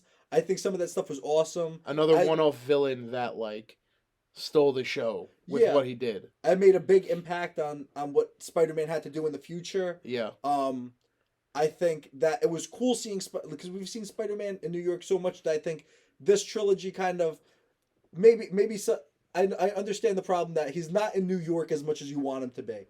Right. But the fact that they're able to put Spider-Man in a different country, in a different setting. There was 5-6 Spider-Man movies before this. We needed to see Spider-Man somewhere else, doing something else. And this was just so cool. And then this is one of the Spider-Man movies that he kind of has a team around him of people that know he's Spider-Man. Right. It's just a different Spider-Man from any Spider-Man we've ever seen before. And that's why... Right. It just feels so refreshing to just. It's just because there's so much more to interact with. Because Toby, Andrew it was really just Spider-Man, and it was like here they have all the Marvel characters and a whole universe established to kind of play in, and it was awesome. And I would argue one of the best cliffhangers / end credit scenes. I think in movies by far, like this movie just led to so much hype and like jaw-dropping moment. Yeah. I was shitting my pants. I think they really did this movie really well. A lot of people had problems with this movie. I think this version of Spider-Man is so fun. Yeah. I do understand that people have the problems with the MacGuffin thing, that they're chasing around the sunglasses. He made kind of stupid decisions with the sunglasses. Right. Some people had problems. But he's a kid. He's 16 in the movie. 15. And he thinks that he's doing the right thing. And that's part of Spider-Man's character, is that Spider-Man, while he's trying to do the right thing, ends up self-creating a problem that's makes everything worse. And that's who Spider-Man is as a character. He kind of gets beat down in the sense that he gets in his own way a lot. Yeah. Even though he is a hero, but he does 100%. Get in his own way a lot. I think Jake Gyllenhaal did an awesome job. Fantastic. A lot of people had problems with the exposition part that he's in the bar explaining his own the whole plan. out loud. Some people had a problem with that. That's like, oh, this is so exposition heavy. Why is he telling the whole thing? I thought that was a fun scene. Right. I really have no like. This is another one of those movies that people start saying they have problems with. Shut the fuck up. You're reading too much into it. It's 100%. fucking Spider-Man. It's fun. Agreed. Illusions. Awesome. Just have fun with it. Yeah. Doctor Strange. Doctor Strange. Touched on it a bit before. This is the movie that made this movie possible in terms of what they could do with CGI to make it interesting and make the entire world kind of bend in on itself. It introduced how magic is used in the MCU. Yes, and it was important, very so, important. So important. I think this character is cool. I think that you completely understand why he is the way he is. He's arrogant, and he kind of has to get humbled a little bit. He's one of the smartest characters in the entire MCU. That's another important thing that people are like, how did he get so powerful so quick? He is legitimately one of the smartest people in the entire MCU. Photographic memory, everything makes sense in terms of how he's able to study the magic so fast. Yep. And get to the level that he is. Yep. Creative ending too. One of the best endings. It was slight. It was a little bit of a battle, but it was all about bargaining and being smart and kind of playing chess, not checkers. Exactly, and that's what makes this character kind of cool. Another throwaway villain. Yeah. In the terms of I don't even fucking remember his face. Like throwaway villain, but then they ended up being the main battle with Dormammu, which ended up being, I think, one of the highlights of the entire MCU. Oh yeah. One of the most. I've come to bargain. Dormammu have come to bargain. Yeah. Yeah, and that's so key. I feel like to just the rest of the MCU. I think very cool moment. Another one that they introduced, Infinity Stone. Yeah. With the Time Stone. Yep. Another Time Stone. What movie did they kind of lay out Infinity Stones? That was Age of Ultron. That was Guardians. Oh, that was Guardians. Yeah, that was the first Guardians. That's where they kind of started coining Infinity Stones. Yeah, and they started talking about Avengers: Age of Ultron. Thor went off the end to talk about Infinity Stones, but again, another important one and definitely one that I would put on and have a good time with. I don't necessarily know why people don't like it as much, but I wouldn't agree with it. Shang-Chi and the Legend of the Ten Rings. One of the most surprisingly fun movies of the MCU. Fun, yes. This movie is genre bending in the sense that it was a martial arts movie. Yep. And it was cool in that sense. There was so much fun with it. Awkwafina was so funny in this movie. She was funny in that one, yep. This is one of the funnier MCU movies right? Like, just because it was having fun. Yeah, because it was having fun, but I also feel like it was natural. It was natural. It wasn't like forced humor. I felt like this movie was very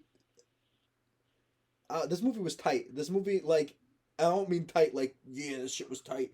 Like, it was tightly, like, woven that it was able to do everything that it wanted to do. Yeah. And they did it in a way that paid off Iron Man 3. Yep. You get to see the Mandarin. The Ten Rings is awesome. Ten Rings is a huge through line that they follow up on. And this movie was just fucking cool. I love Simu Liu. Yeah. Who plays Shang-Chi. People thought he was, like, you know, boring and not fun and this and that, but like I'm kind of like that was his character. Yeah. He was kind of just a boring guy, but I thought he did a fantastic job in that movie. I think this entire movie is one of the most pleasant surprises in the entire MCU.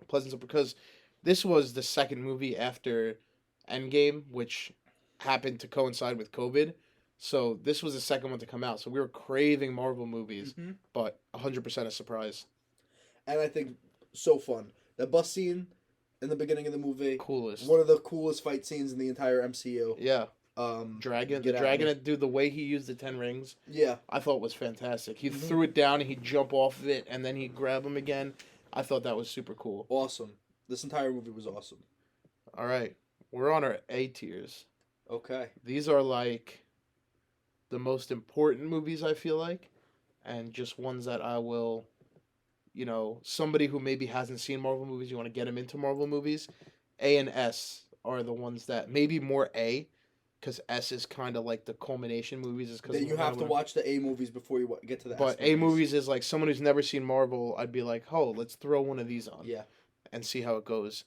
Iron Man, Guardians of the Galaxy, Spider-Man No Way Home, Spider-Man Homecoming, and Thor Ragnarok.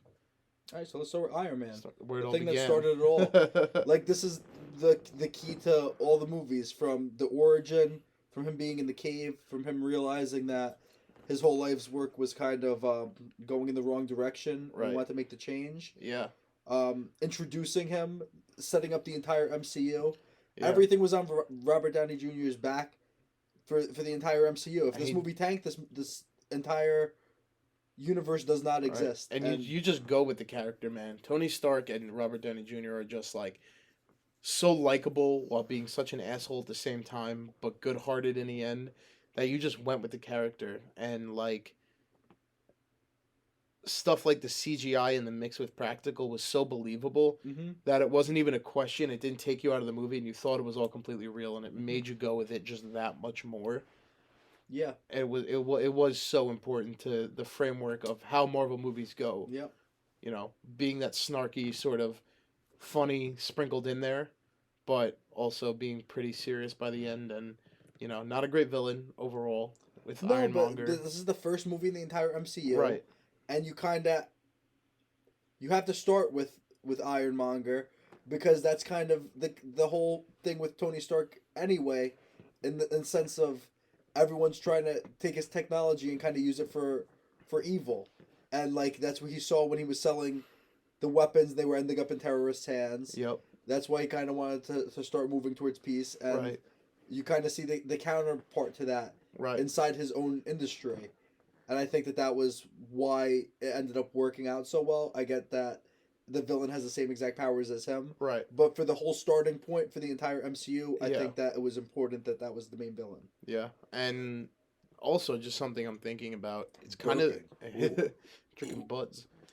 It's kind of the start of all these different costumes and looks for superheroes. Yeah. Everything before this was like they had one costume, maybe a second one, but he had like 4. I think that's one of the coolest. Movie. I think that's one of the coolest things about the entire MCU is that they have so many different variations of their suits. Yeah, and looks and but I agree, top notch, can't be beat. It started it all.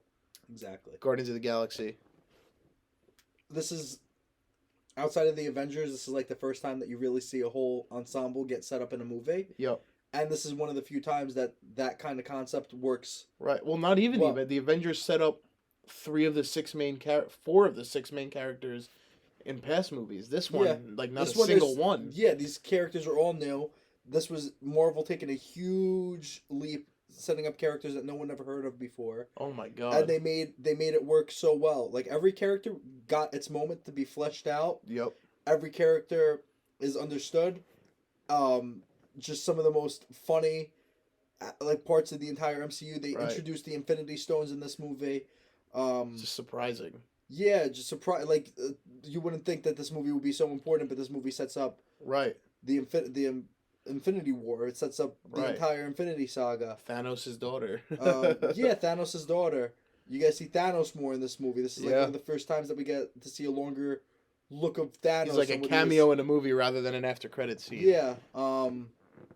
Groot and Rocket being some of the best things to like household names now when nobody even knew who they were before their dynamic is fun. Everything's a mean spirit, but it's still lighthearted and fun. Yeah. And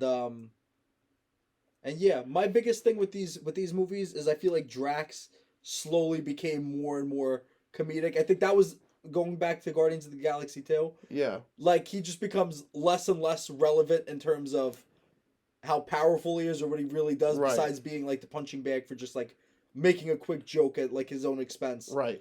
But I still like his character a lot. One of the funniest characters in the entire Marvel universe. But also, there's so many things of his character that I wish. Maybe we'll see it in 3. Right. Maybe they bring him back to actually redeem his character a little bit. Right. Have more of an arc. Yeah, because his character is kind of just like the comedic guy. Yeah, he's the comedic guy in the movie, but very good and surprising. And I thought this is one of the best movies. Like if you're showing someone a Marvel movie, this is one of the first ones I go to. This is the most accessible. This is the most accessible. Yeah. Right. And that I can kind of roll into Ragnarok. Mm-hmm. Kind of the same sort of idea that it kind of completely went and changed Thor into a funny character just doing crazy, wacky space stuff. Yeah. That people really liked and what Thor needed, honestly. This is what, because the Thor movies 1 and 2 were not exciting for people. No, they weren't exciting, exactly. This is what brought people into loving Thor. This was like the moment that people really kind of saw what Thor could be and what he could offer to the universe. This movie was just one of the most fun movies from start to finish. Everything from Hulk in this movie. The inclusion of Hulk was huge. The inclusion of Hulk in this movie was huge. I almost wish that they didn't say anything about Hulk being in this movie. Can you imagine what kind of surprise that would have been, man? Well, we're gonna get to another one that I wish that they didn't tell you that a character was gonna be in it. Yep. But this movie was just so fun, yet so important. This is one of the best. Honestly, this is the best Thor movie, and this is where you kind of wish Thor kind of sat between, like, right, like this is the best of Thor. Yes, I feel like it's just in the sense of like what his character is. You wish he kind of stayed there and kind of stayed that, because it was goofy, but it knew when to get serious. Yeah, and I feel like they kind of pushed it over the edge. That they took Ragnarok and they're like, let's increase the jokes by 45%. Yeah, because that's what people liked. One. Yeah. Action in this movie was really good. I think Hela was awesome in this movie. Hela was a good villain. Loki was funny in this movie. But then again, then we come to the comedy parts of it, and some of the things that hold us back from being an S-tier movie is they don't let some of the more dark parts of this movie resonate with you for long. Yeah.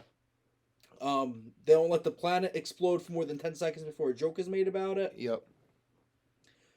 And I swear, if that one thing doesn't happen in the movie, I think this movie's different. If they don't make the joke once the planet explodes with Korg, I honestly put this movie. The foundations are gone. I put this in an S-tier movie. Yeah. It's little things like that hold this movie back from jumping a tier up. Right. And making this movie a perfect movie. Because this was the movie before Infinity War. Mm-hmm. This is right where Infinity War leads right into. Mm-hmm. And that was, again, another good cliffhanger, but yeah, just those couple things may have held it back a little bit and stopped it from being S tier. Great seeing Hulk in this movie. Yep. Kind of grow as a character. You got to see what Hulk is like when he's just Hulk. Yep. No Bruce Banner. Yep. So this is, again, letting people let loose and just be funny, and exactly. It was refreshing. Really refreshing. Spider-Man: Homecoming saved the Thor character 100%. In my opinion, I think 100%. Maybe not later. Maybe not later. But for the time being, like, rejuvenated his character and made his character recognized as a key component to the MCU. 100%. Whereas I don't think he was considered that relevant before. Yeah. Spider-Man: Homecoming.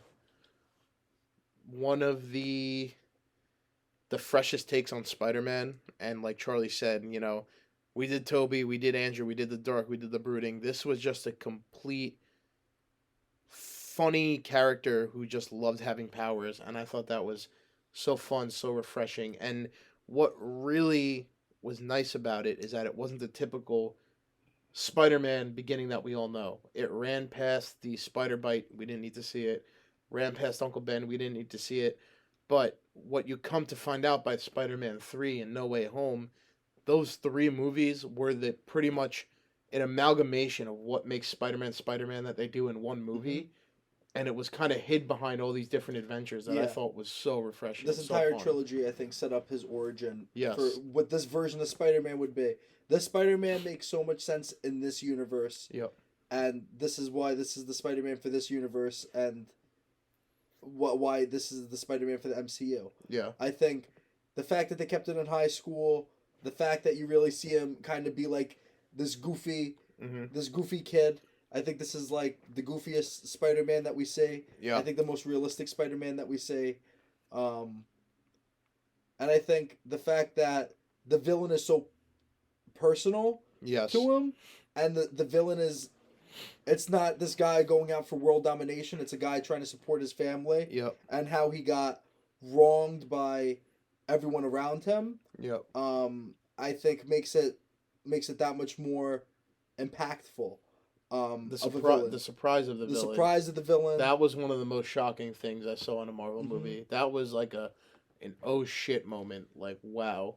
Yeah, That was exactly. insane. And going back to a lot of people have problems with these movies because they're like, Spider-Man's villains are all because they have problems with Tony Stark. So Tony Stark is the root of this. Is the same thing that people have problems with Far From Home. Yep. With Jake Gyllenhaal's character. Yep. Spider-Man and Iron Man in this universe are attached at the hip, and it makes sense for this universe. And I love it. I was going to ask you, what did you think about the mentor being Tony Stark and all that? I think that this is what separates it from the other Spider-Man, and for this universe, it makes complete sense that he gets the suit. They're like, oh well, we don't see his spider sense because he has the suit.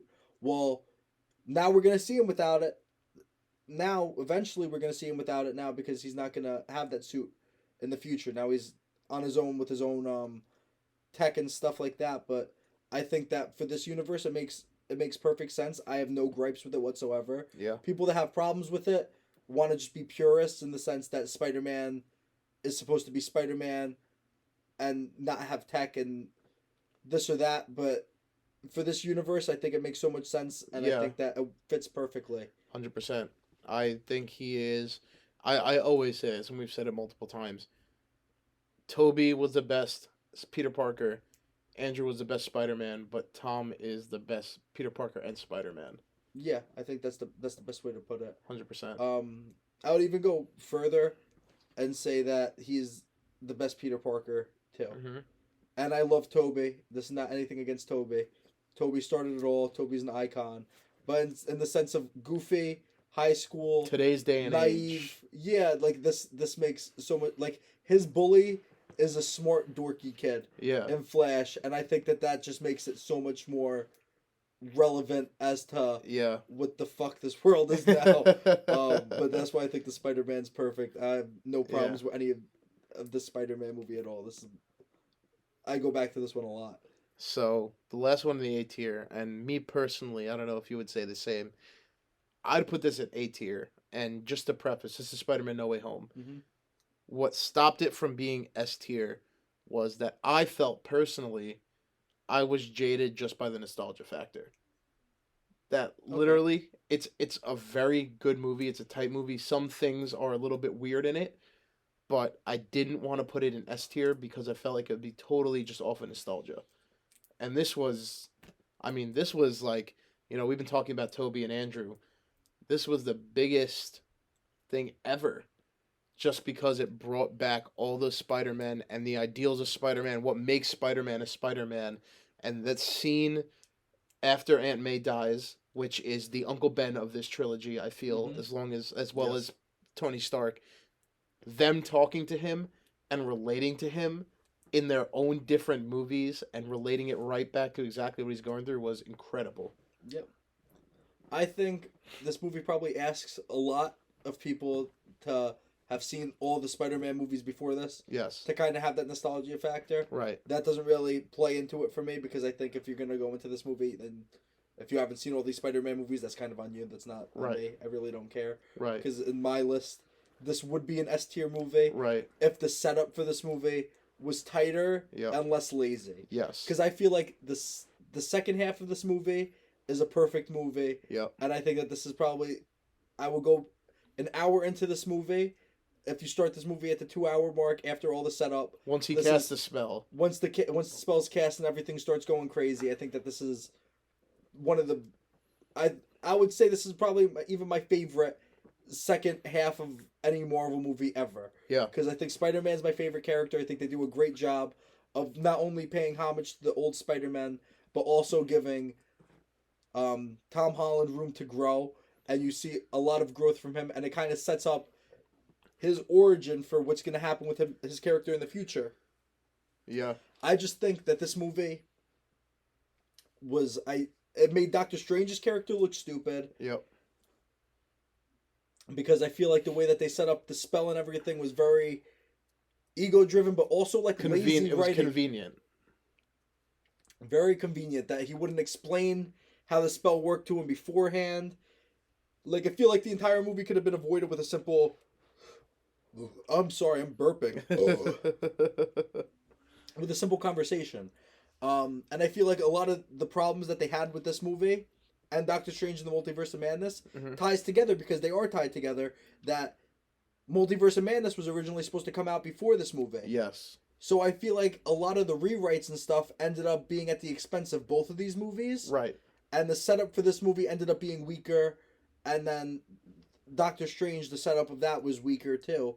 Because they were juggling everything, and these movies ended up getting flip-flopped, and a lot of the writing had to be thrown out and kind of reworked in order to make it work. How interesting would this movie have been if it came after Multiverse of Madness? I think that it still would work better if it came after Multiverse of 100%. Madness and they figured it out.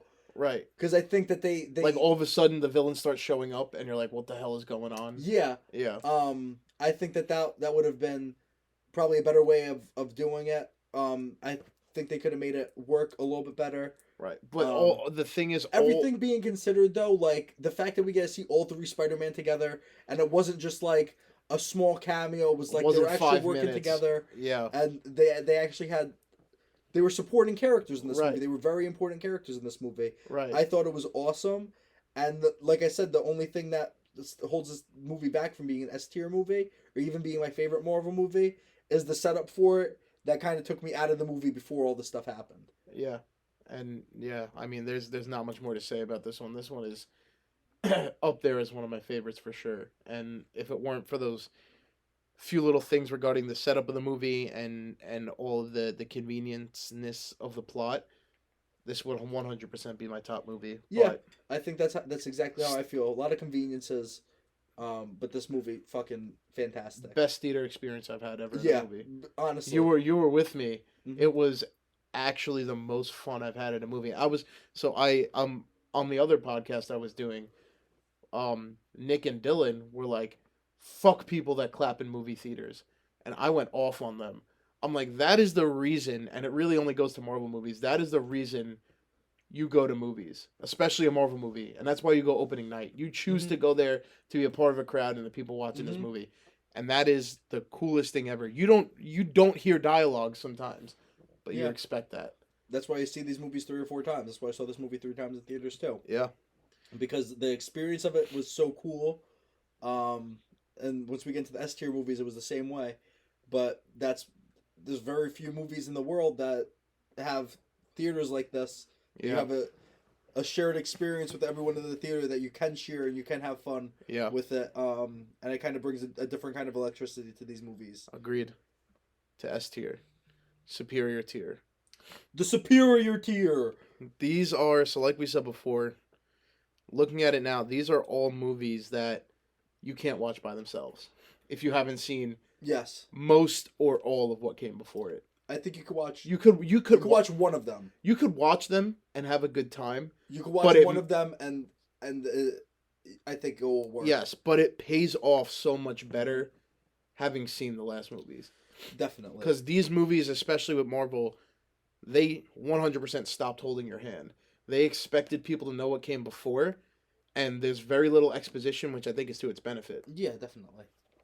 So the S-tier movies will stop the anticipation. Yes. Avengers, the original Avengers, Avengers Infinity War, Avengers Endgame, Captain America Civil War, and Captain America the Winter Soldier. Okay. Let's start at Winter Soldier and Civil War. I want to save Avengers for last. Okay, yeah. So the Captain America trilogy is the best trilogy. Cleanest trilogy there is in the MCU. The most consistently written character. I think each movie got better and built off the other one perfectly, and everything made too much sense. Winter Soldier is a spy movie inside of the MCU. This is another genre-bending one. It makes sense with the characters. This is one of the ones that we get to see Black Widow be a main character in it. Yep. And this is probably the best Black Widow that we see in the entire MCU. Yeah. We see her fleshed out. We see her relationship with Steve. We see Hydra. We see all the corruptness within S.H.I.E.L.D. Nick Fury being a main character. But really pitting Captain America's ideals against himself. Yep. And they do that a lot in a lot of these movies. But it's so good for Captain America specifically because you never know what way he's going to go. Mm-hmm. Because he's so stuck in one way, but then they always give him such a good challenge. Like what he's fought for, the military, the army, being a soldier, and then having found out that everything was pretty much a lie. Yeah. And what he should back. And then Bucky coming back. Yeah. And that is I watched this movie with David. Yep. One of my Has he best seen it friends before? who's seen all of these movies before. And when we watched this movie together, he did not know He hadn't that the seen it Winter before. Soldier was Bucky. I And wish. in that sense, I went into this movie honestly the same way, that like I kind of saw past that, and that is one of the best twists if you're not expecting it. And I think that the Winter Soldier is intrinsically one of the most interesting characters because it's a character that we already love, and it's a character that we feel pity for, but one that we know has to be stopped because he's an immovable machine. Yes, exactly. And it's dangerous, and like you said, it pits Steve in a very like rock and a hard place situation. Yeah, and he never pivots from his ideals, and that's why some people say that Captain America's a Boy Scout, and they're kind of like bored. Yeah, and they're like, this is why this character stinks. I think that's the opposite. So I think that this character is one of the most interesting characters because he's one that doesn't budge, and he is one that is very much in his ideology. Yeah, and he's not going to shift. Yeah. For anything, he's gonna support his friends, and he's gonna do what's right for everybody, not just himself. Yeah, and it was just again another one of these I think it was actually one of the first ones that kind of made itself a genre-bending movie before Ant-Man, being a spy, like a 70s spy thriller within the Marvel universe was so good. This was Robert Redford. Really, really, really everything good. In this movie. Everything. I think the action in this movie, some of the best practical effects in the entire MCU. 100%. The Russo brothers. This is the first appearance of the Russo brothers. I think the use of practical effects really makes this movie stand out. In that sense, all the fight scenes are very tightly woven. They're very exciting. Kinetic. And I think that this entire movie is just goes to show you like how perfectly you can make a movie when you have a character that you know exactly what the character is, and you don't stray away from what the character is. Yeah. You build upon the past movies, and you keep making a story that works with this character. Makes sense for the character. And it really shows you Black Widow too. Right. In this movie, it gets this same sort of thing. She's like the spy who doesn't know who to trust. And she's always fighting for the other side, but then she has to make a definitive choice for these people are just completely bad, and am I been playing on the right side? I love this movie. This movie cannot get enough love. This is this is the best movie outside of the Marvel scope, like the best well written, well acted, well executed movie in the Marvel universe. I love this movie. I could go watch this movie any day. I could watch this movie 3 times a day. This movie's awesome. 100%. Rolling right into Captain America: Civil War. This is Avengers 2.5. Right. This is one of the first movies that has all like as many characters as you could think of. Yep. And it makes sense that they sidelined Thor and Hulk for this movie. I think it worked to this movie's benefit because it would not have worked with those two characters here. No. And it shows you the consequences of what it is to be a superhero. They finally took everything that happened before, and they said, well, what if they have to pay for what they've done? They really have not done that before in such a real world way, and having such a real world consequence of laws and committees was so interesting, and such a good way and a natural way to pit people against each other. Exactly.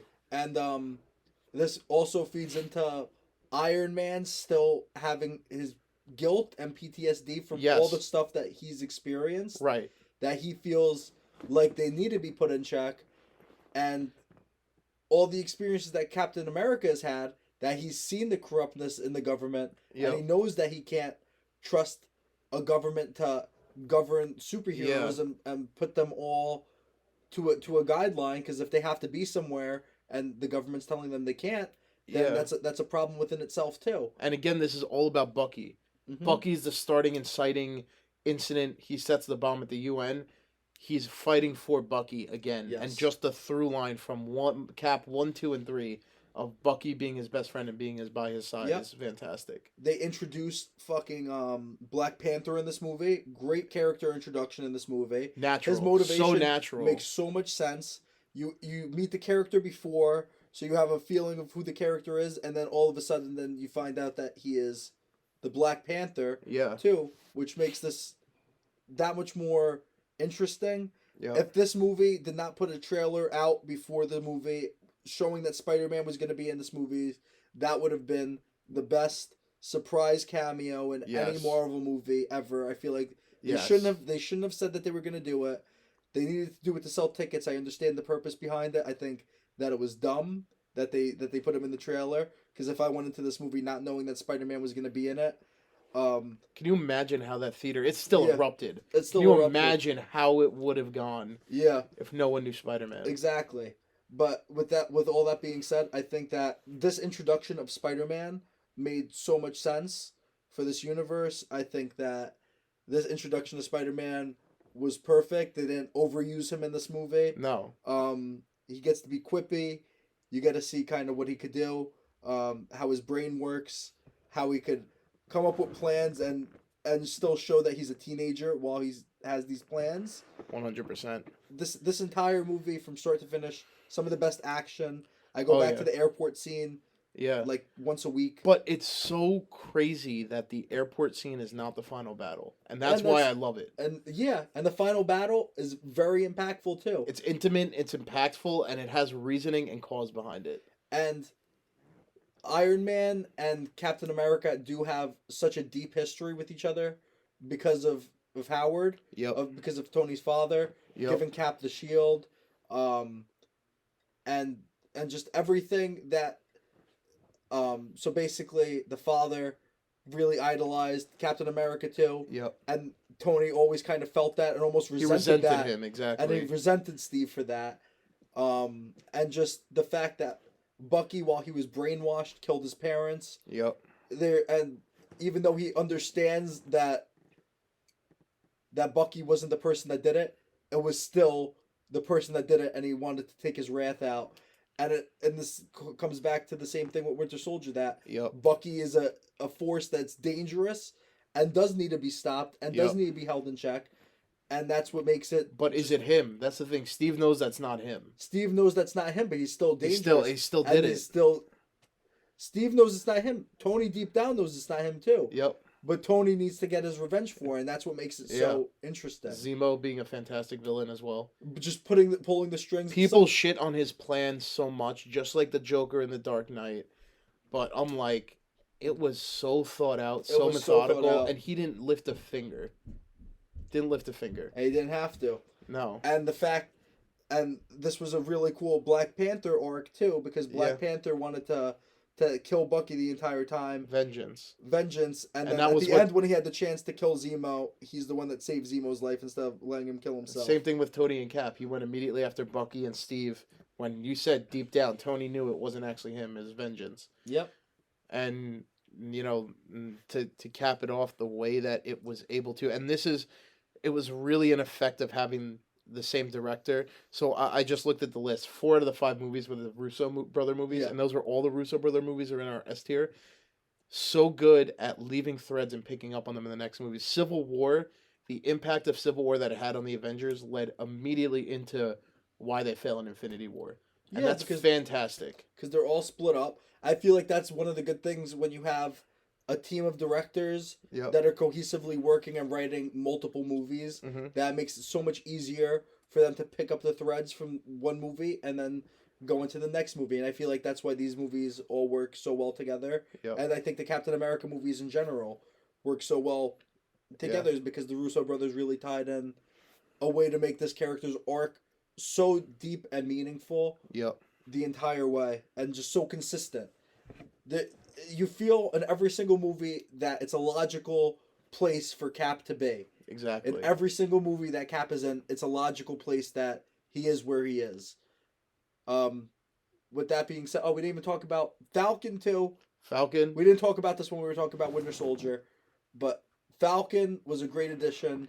Falcon's another character that I feel always like by Cap's side. Always by Cap's fights side, for Cap. and it kind of shows just Cap's what his impact is, in the sense that he keeps a tight circle, but that circle of people that he keeps around him. Trust, unwavering loyalty. Unwavering loyalty. They follow each other into the abyss time and time again, and it really makes for some super interesting character arcs, and just honestly some of the best film in the entire MCU. Backtracking. Original Avengers. Oh, okay. Sorry. Backtracking in time, I mean. Backtracking in time, yeah. I was So like, I want to oh. do these last three in order. These are Yeah. the most important ones, I feel like. The Avengers movie? The Avengers. Perfect. Perfect. They introduce... So they retcon the Incredible Hulk beautifully into this movie. That they introduced Mark Ruffalo. While it still feels like a new character, you could see that it's still the same character from the Incredible Hulk. Natasha is great in this movie. Yep.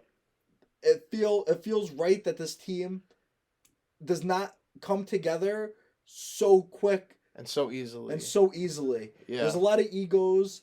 There's a lot of people that kind of are fighting and pivoting for battle, like not pivoting for battling for position. Yes. Within the group, everyone's trying to be the leader. Trying to one up each other. Yeah.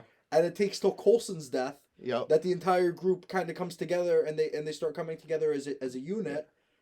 As the first time we see the Avengers on screen, right. It's some of the most fun that you have in any of these movies. I think it's definitely S tier because it was the first time ever you took 4 movies or 5. I think it was 4 movies, 2 Iron Mans, a Cap, and a Thor, and really brought it all together in one ensemble movie that really just took a comic book and the comic book sensibility of, and this is really what Marvel's about nowadays is, comic books, there were their own series for different characters, and then there was the big crossover events. And if you wanted every little character beat, you went back to the other movies. This a lot less so, but this was the first time that you get rewarded for watching the past movies and knowing the characters. Exactly. And it came together so beautifully. Yep. And so fun. I feel like you could jump into this movie too without seeing any of the movies before it. 100%. Like you could make this the entry point for someone who's never seen any of the Marvel movies, and they can jump in and understand what's going on, and it gives a small introduction to each character. You kind of know the character, who they are, their motivation, and it just brings the team together in such an interesting way. And in such an effective way. And natural again, I feel like. And natural again. I love Nick Fury as the head of this this operation. Is just everything about this movie is so cool. Loki, again, is just fantastic, such a chaotic, villain. Fun character. Yeah. And really makes sense that he's the main villain for this movie. Just because his ideologies, everything just kind of works as why the team has to go against them. Yep. And what he's trying to do. And this movie too, you get the post-credit scene of Thanos. Very early, and this sets up the entire end of this first 11 years of movies. Yeah.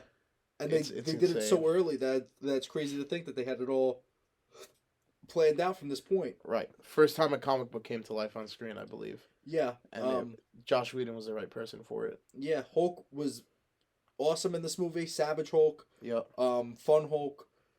You really get to see the danger in all these characters. Yes. Like the destruction that they could bring, but you could also see that as a team, why you need to have them all together. In terms of when something gets so catastrophic that you need all the superheroes to team up together to. They all bring something different to the table, and yeah, why Cap is the right one to run it, and yeah, I thought it was fantastic. I love this movie. This movie is perfect. I don't think there's a single thing in this movie that I would change. I don't think a single line of dialogue. Nope. Single frame. I think this movie is perfect, and this movie is this is why the MCU is what it is. Right. Because movies like this. Exactly. Avengers Infinity War is a big one. I think me and you argue over which you like better. Infinity War or Endgame. And Endgame is the last one, obviously. Yeah. Oh, did I even list them out before? I think I did. Yeah, you did. I did, but Infinity War, it's took everything from the last 10 years. That's how it was marketed. That's what it is. And not a single beat you could really even breathe in this movie. No. And I thought it was fantastic. And us having watched every movie, knowing every character, what they've done, and just being thrown right into the middle of it, and this movie just complete chaos. Mm-hmm. And I love it. It's the epitome of Marvel action. Yeah, and I think that, like retroactively, what I was saying before, that a lot of the issues that we have with Marvel movies is that villains are paper thin. Oh yeah. And they don't have like an arc or a motivation. Thanos has been around for a long time. This movie is Thanos' movie. Yep. This movie, he is the main character, and we see his plot kind of take form, and everyone is trying to fight against Thanos and stop what is inevitable. Yep. And it's awesome kind of seeing where all these characters are. They're in different places in the world. Yep. They're because of Civil War. Because of Civil War, so you could see why everything is kind of falling apart the way that it is because the Avengers are kind of separated. Yep. And rightfully so from all the events from past movies. Like, every character comes into this movie and it makes sense that they are where they are. Yep. Every single character that's been introduced in Marvel is in this movie. And it jumps right from Ragnarok. It doesn't skip a beat. You can watch Ragnarok into this seamlessly. Yep. Without a breath. Exactly. And the way it's directed, the way it's able to juggle 3 different direct storylines, 3 different battles going on, and 3 groups of people, and have it all come to a culmination at the end is fantastic. And it makes sense why everyone's teamed up with who they're teamed up with, and showing all the characters at the height of their powers. Like, this is the best of every character, and I thought it was fantastic. Best Thor scene when he enters Wakanda. Oh my god. That is the best. Honestly, that's my favorite part of the entire movie. 100%. When he comes into Wakanda. I think that his interaction with the Guardians of the Galaxy, I think all of this stuff just ends up working so well, and you really feel the impact of everything. Right. You feel terrible for Wanda because Wanda's just been through everything. Yep. Vision, rightfully so, like had to kind of be sidelined in this movie. Right. Because he was so powerful, but they did it in a way that didn't feel like they were nerfing him for the sake of nerfing him. It felt he was one of the MacGuffins of the movie. He was one of the MacGuffins of the movie, but it felt like it made sense why he was so injured, and you kind of see that even though you kind of see how smart Shuri is, that Shuri's like, oh, you guys didn't think to like create him like this. Yeah. I think that this entire movie is just perfect. You see Thanos' motivation. You see what's at stake. This movie really doesn't like lean into the comedy and stuff. Any comedy that happens in this movie is very organic. Right. And it's just from the character interactions. And it's just from the character interactions. And this movie is, you feel the culmination of all 11 years, and it's an anxiety-inducing movie, and it's very tragic, and I did not expect it to end where it ended. The fact that they lose at the end was like, they've done it before, in Empire Strikes Back as Star Wars. I'm sure there's plenty of other ones, but that's the big one everyone goes back to. It's just so different, and so like, what the fuck are they actually going to do now? And when Thor comes in, you really feel like they're about to like pull it out. Yes. And that's the thing that makes it that much more heart-wrenching. When you watch a movie so many times, like we watch Infinity War, and you watch the scene where Hulk goes to come at Thanos, and you every time hope he hits him in the head, that's how you know you did something right. Yeah. You know exactly what's going to happen, but you just hope it goes differently. It's incredible.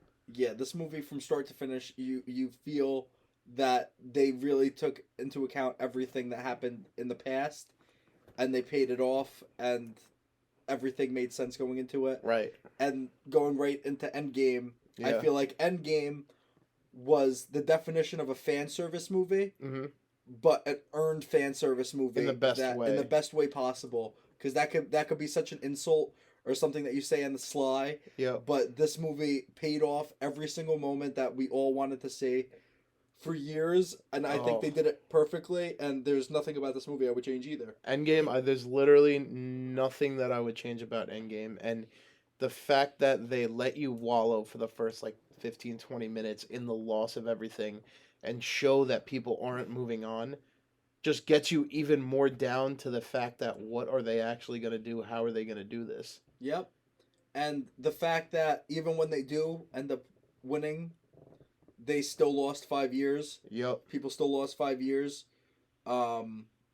People's lives changed drastically throughout this movie. Um, Man, this movie is just so great. It's There's just so many so good moments that like it's never ending. it really isn't. It's like I I really like the fact that, and I don't know how else you would do it, but the fact that all the surviving people are the ones they really, really focus on, and just that group of people was so strategically put there that they did it so organically, and the time travel was so well done that other than a couple stupid little gripes of how did Cap come back in the end and all that stuff, this was the best time travel that I've seen in any movie. I think that they did this movie perfectly. Everything made sense. People were like, "How did Tony Stark find out time travel in a night?" Well, someone comes, drops an Easter egg, and then everything that you've been thinking about for the past 5 years, Right. kind of put it together. Because And they've never stopped thinking about it. yeah, I think that this movie is just perfect start from finish. You get the payoff in Captain America with the hammer. Yeah. You get Everything special about you came out of a bottle. yeah. Nope, he would. That's how else does he lift the hammer? Tony Yeah. Stark. You'd never be the one to lay down on the wire and let somebody else crawl over you. Yep. Like those two particularly were such big points of the Avengers. Those are the two main characters of the Avengers, I feel like, and they brought it all full circle and completely showed the other person wrong. I thought was fantastic. A perfect bookend to the most important characters. Yep. Natasha's death. Yep. You get Natasha's death. You get Iron Man's death, and Captain America's ending. Everybody felt like they got the ending that was right for their character and that they needed. Because Yeah. Tony at first was the most arrogant character, Right. and he suffered them from PTSD for years of Yeah. all the guilt. And And said then he was the one that finally ended it all. and couldn't lose his family, but he decided to right his wrongs because he took a lot of guilt for Peter Parker specifically, but Thanos in general. Because you go back to Infinity War, if little things went right for anybody who was battling Thanos, it would have went a different way. So everybody's carrying that guilt.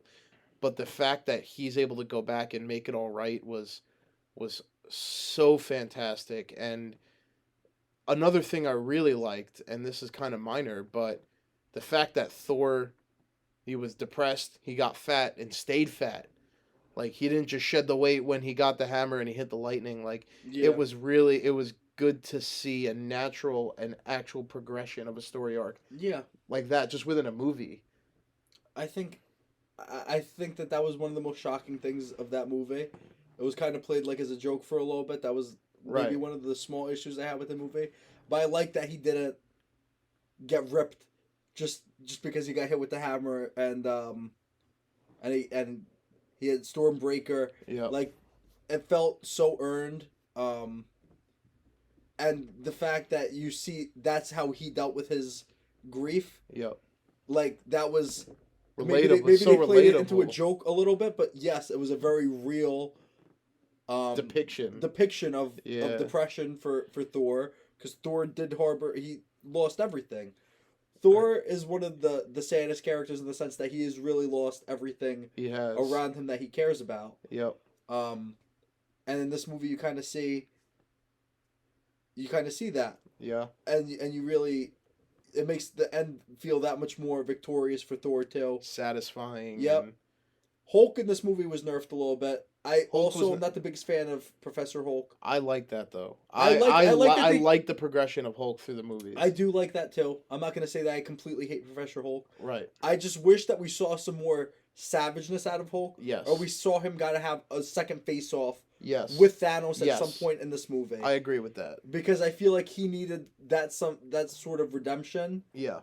in this movie. And I feel like he did snap. So he did kind of get some sort of redemption in this movie. Yeah. But at the same time, he was sidelined a lot, holding up fucking water coming into Yep. a hole in the ground. But outside of that, like once they snapped and everyone came back, like The you almost portal forget scene. about that happened. Yeah. Like in that scene, like you're watching that scene and you're like, oh fuck, Cap That's is the fucked. fantastic thing about it, because they go from the thing you've been waiting for them to do for 2 movies, and then they go right into Thanos attacking, and it's like you completely forget about it. And when Sam says "on your left, dude," from there on, I will never, ever, ever, ever be bored of this movie. I could rewatch that over Yep. and over again, and I would never be upset by it. Because that was just so well done, and it may seem cheesy to some people, but it was so perfect.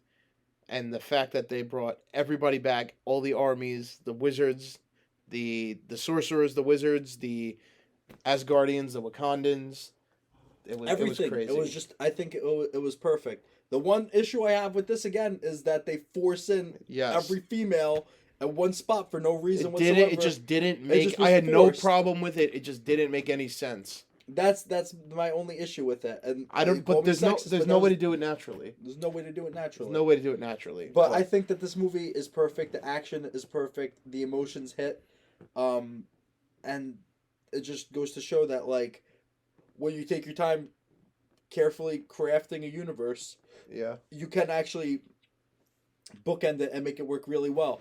And I think it makes it very hard for all the movies following Endgame.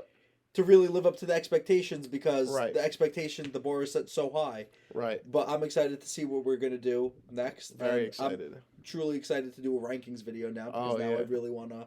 Right. Now we've talked about it. Order. Yes. Yeah. We're going to do our ranking videos. I think we might have to do it either 2 separate videos, or we go through our rankings separately. We'll figure out the format how to do it, but that's something I really want to do. But just to kind of bookend this whole conversation, something I've always really loved about Marvel is the way that it starts off with one director, with Jon Favreau, with Joe Johnston, with Kenneth Branagh, whoever.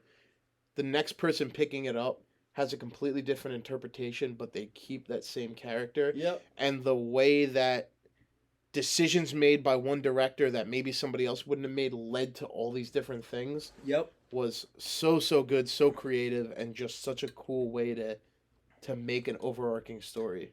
And that's why there's nothing like it. It's really why. And to me, these movies are so much more than just movies. I've watched the cartoons for all these characters my entire life. We've talked about these characters for our entire lives together. I feel like this is like one of the defining things about like our relationship too. Oh, 100%. Is like one of the cornerstones of our relationship is seeing these movies together and growing up with these movies and becoming closer through these movies. Oh yeah. And these movies are special. It's more than just movies. They're fun, but they really bring people together. Right. And they do it in a way that connects people that would never be connected. You go to these movies and you think Thursday night Marvel movie opening night 9:00. It's gonna be all like nerdy guys in all these bad T-shirts with bad haircuts and glasses, but we've seen some of the we see kids from our high school that we were like never caught dead even looking at a comic book, or older people, younger people. It's so crazy. The demographic of people that they get into these movies is far and wide, and it connects just everybody. Yeah. And I love these movies, and I'm not going to stop talking about these movies, and I'm glad that I talked about these movies for the past 2 hours. Has it been 2 hours? About. What time did we start this? I don't remember. Like 7? You guys better get fucking ready, because there's more to come. Yeah. Suck this slong, bitch. Yeah. So this has been the first... And this very successful episode of Just Two Cousins. It's just two cousins. It's just sitting in my basement looking at 18 Marvel posters. I've needed to pee for the past hour, and I am glad that we're wrapped up. Ching ching ching. I'm Chris. I'm Charlie, and it's just two cousins. Yeah.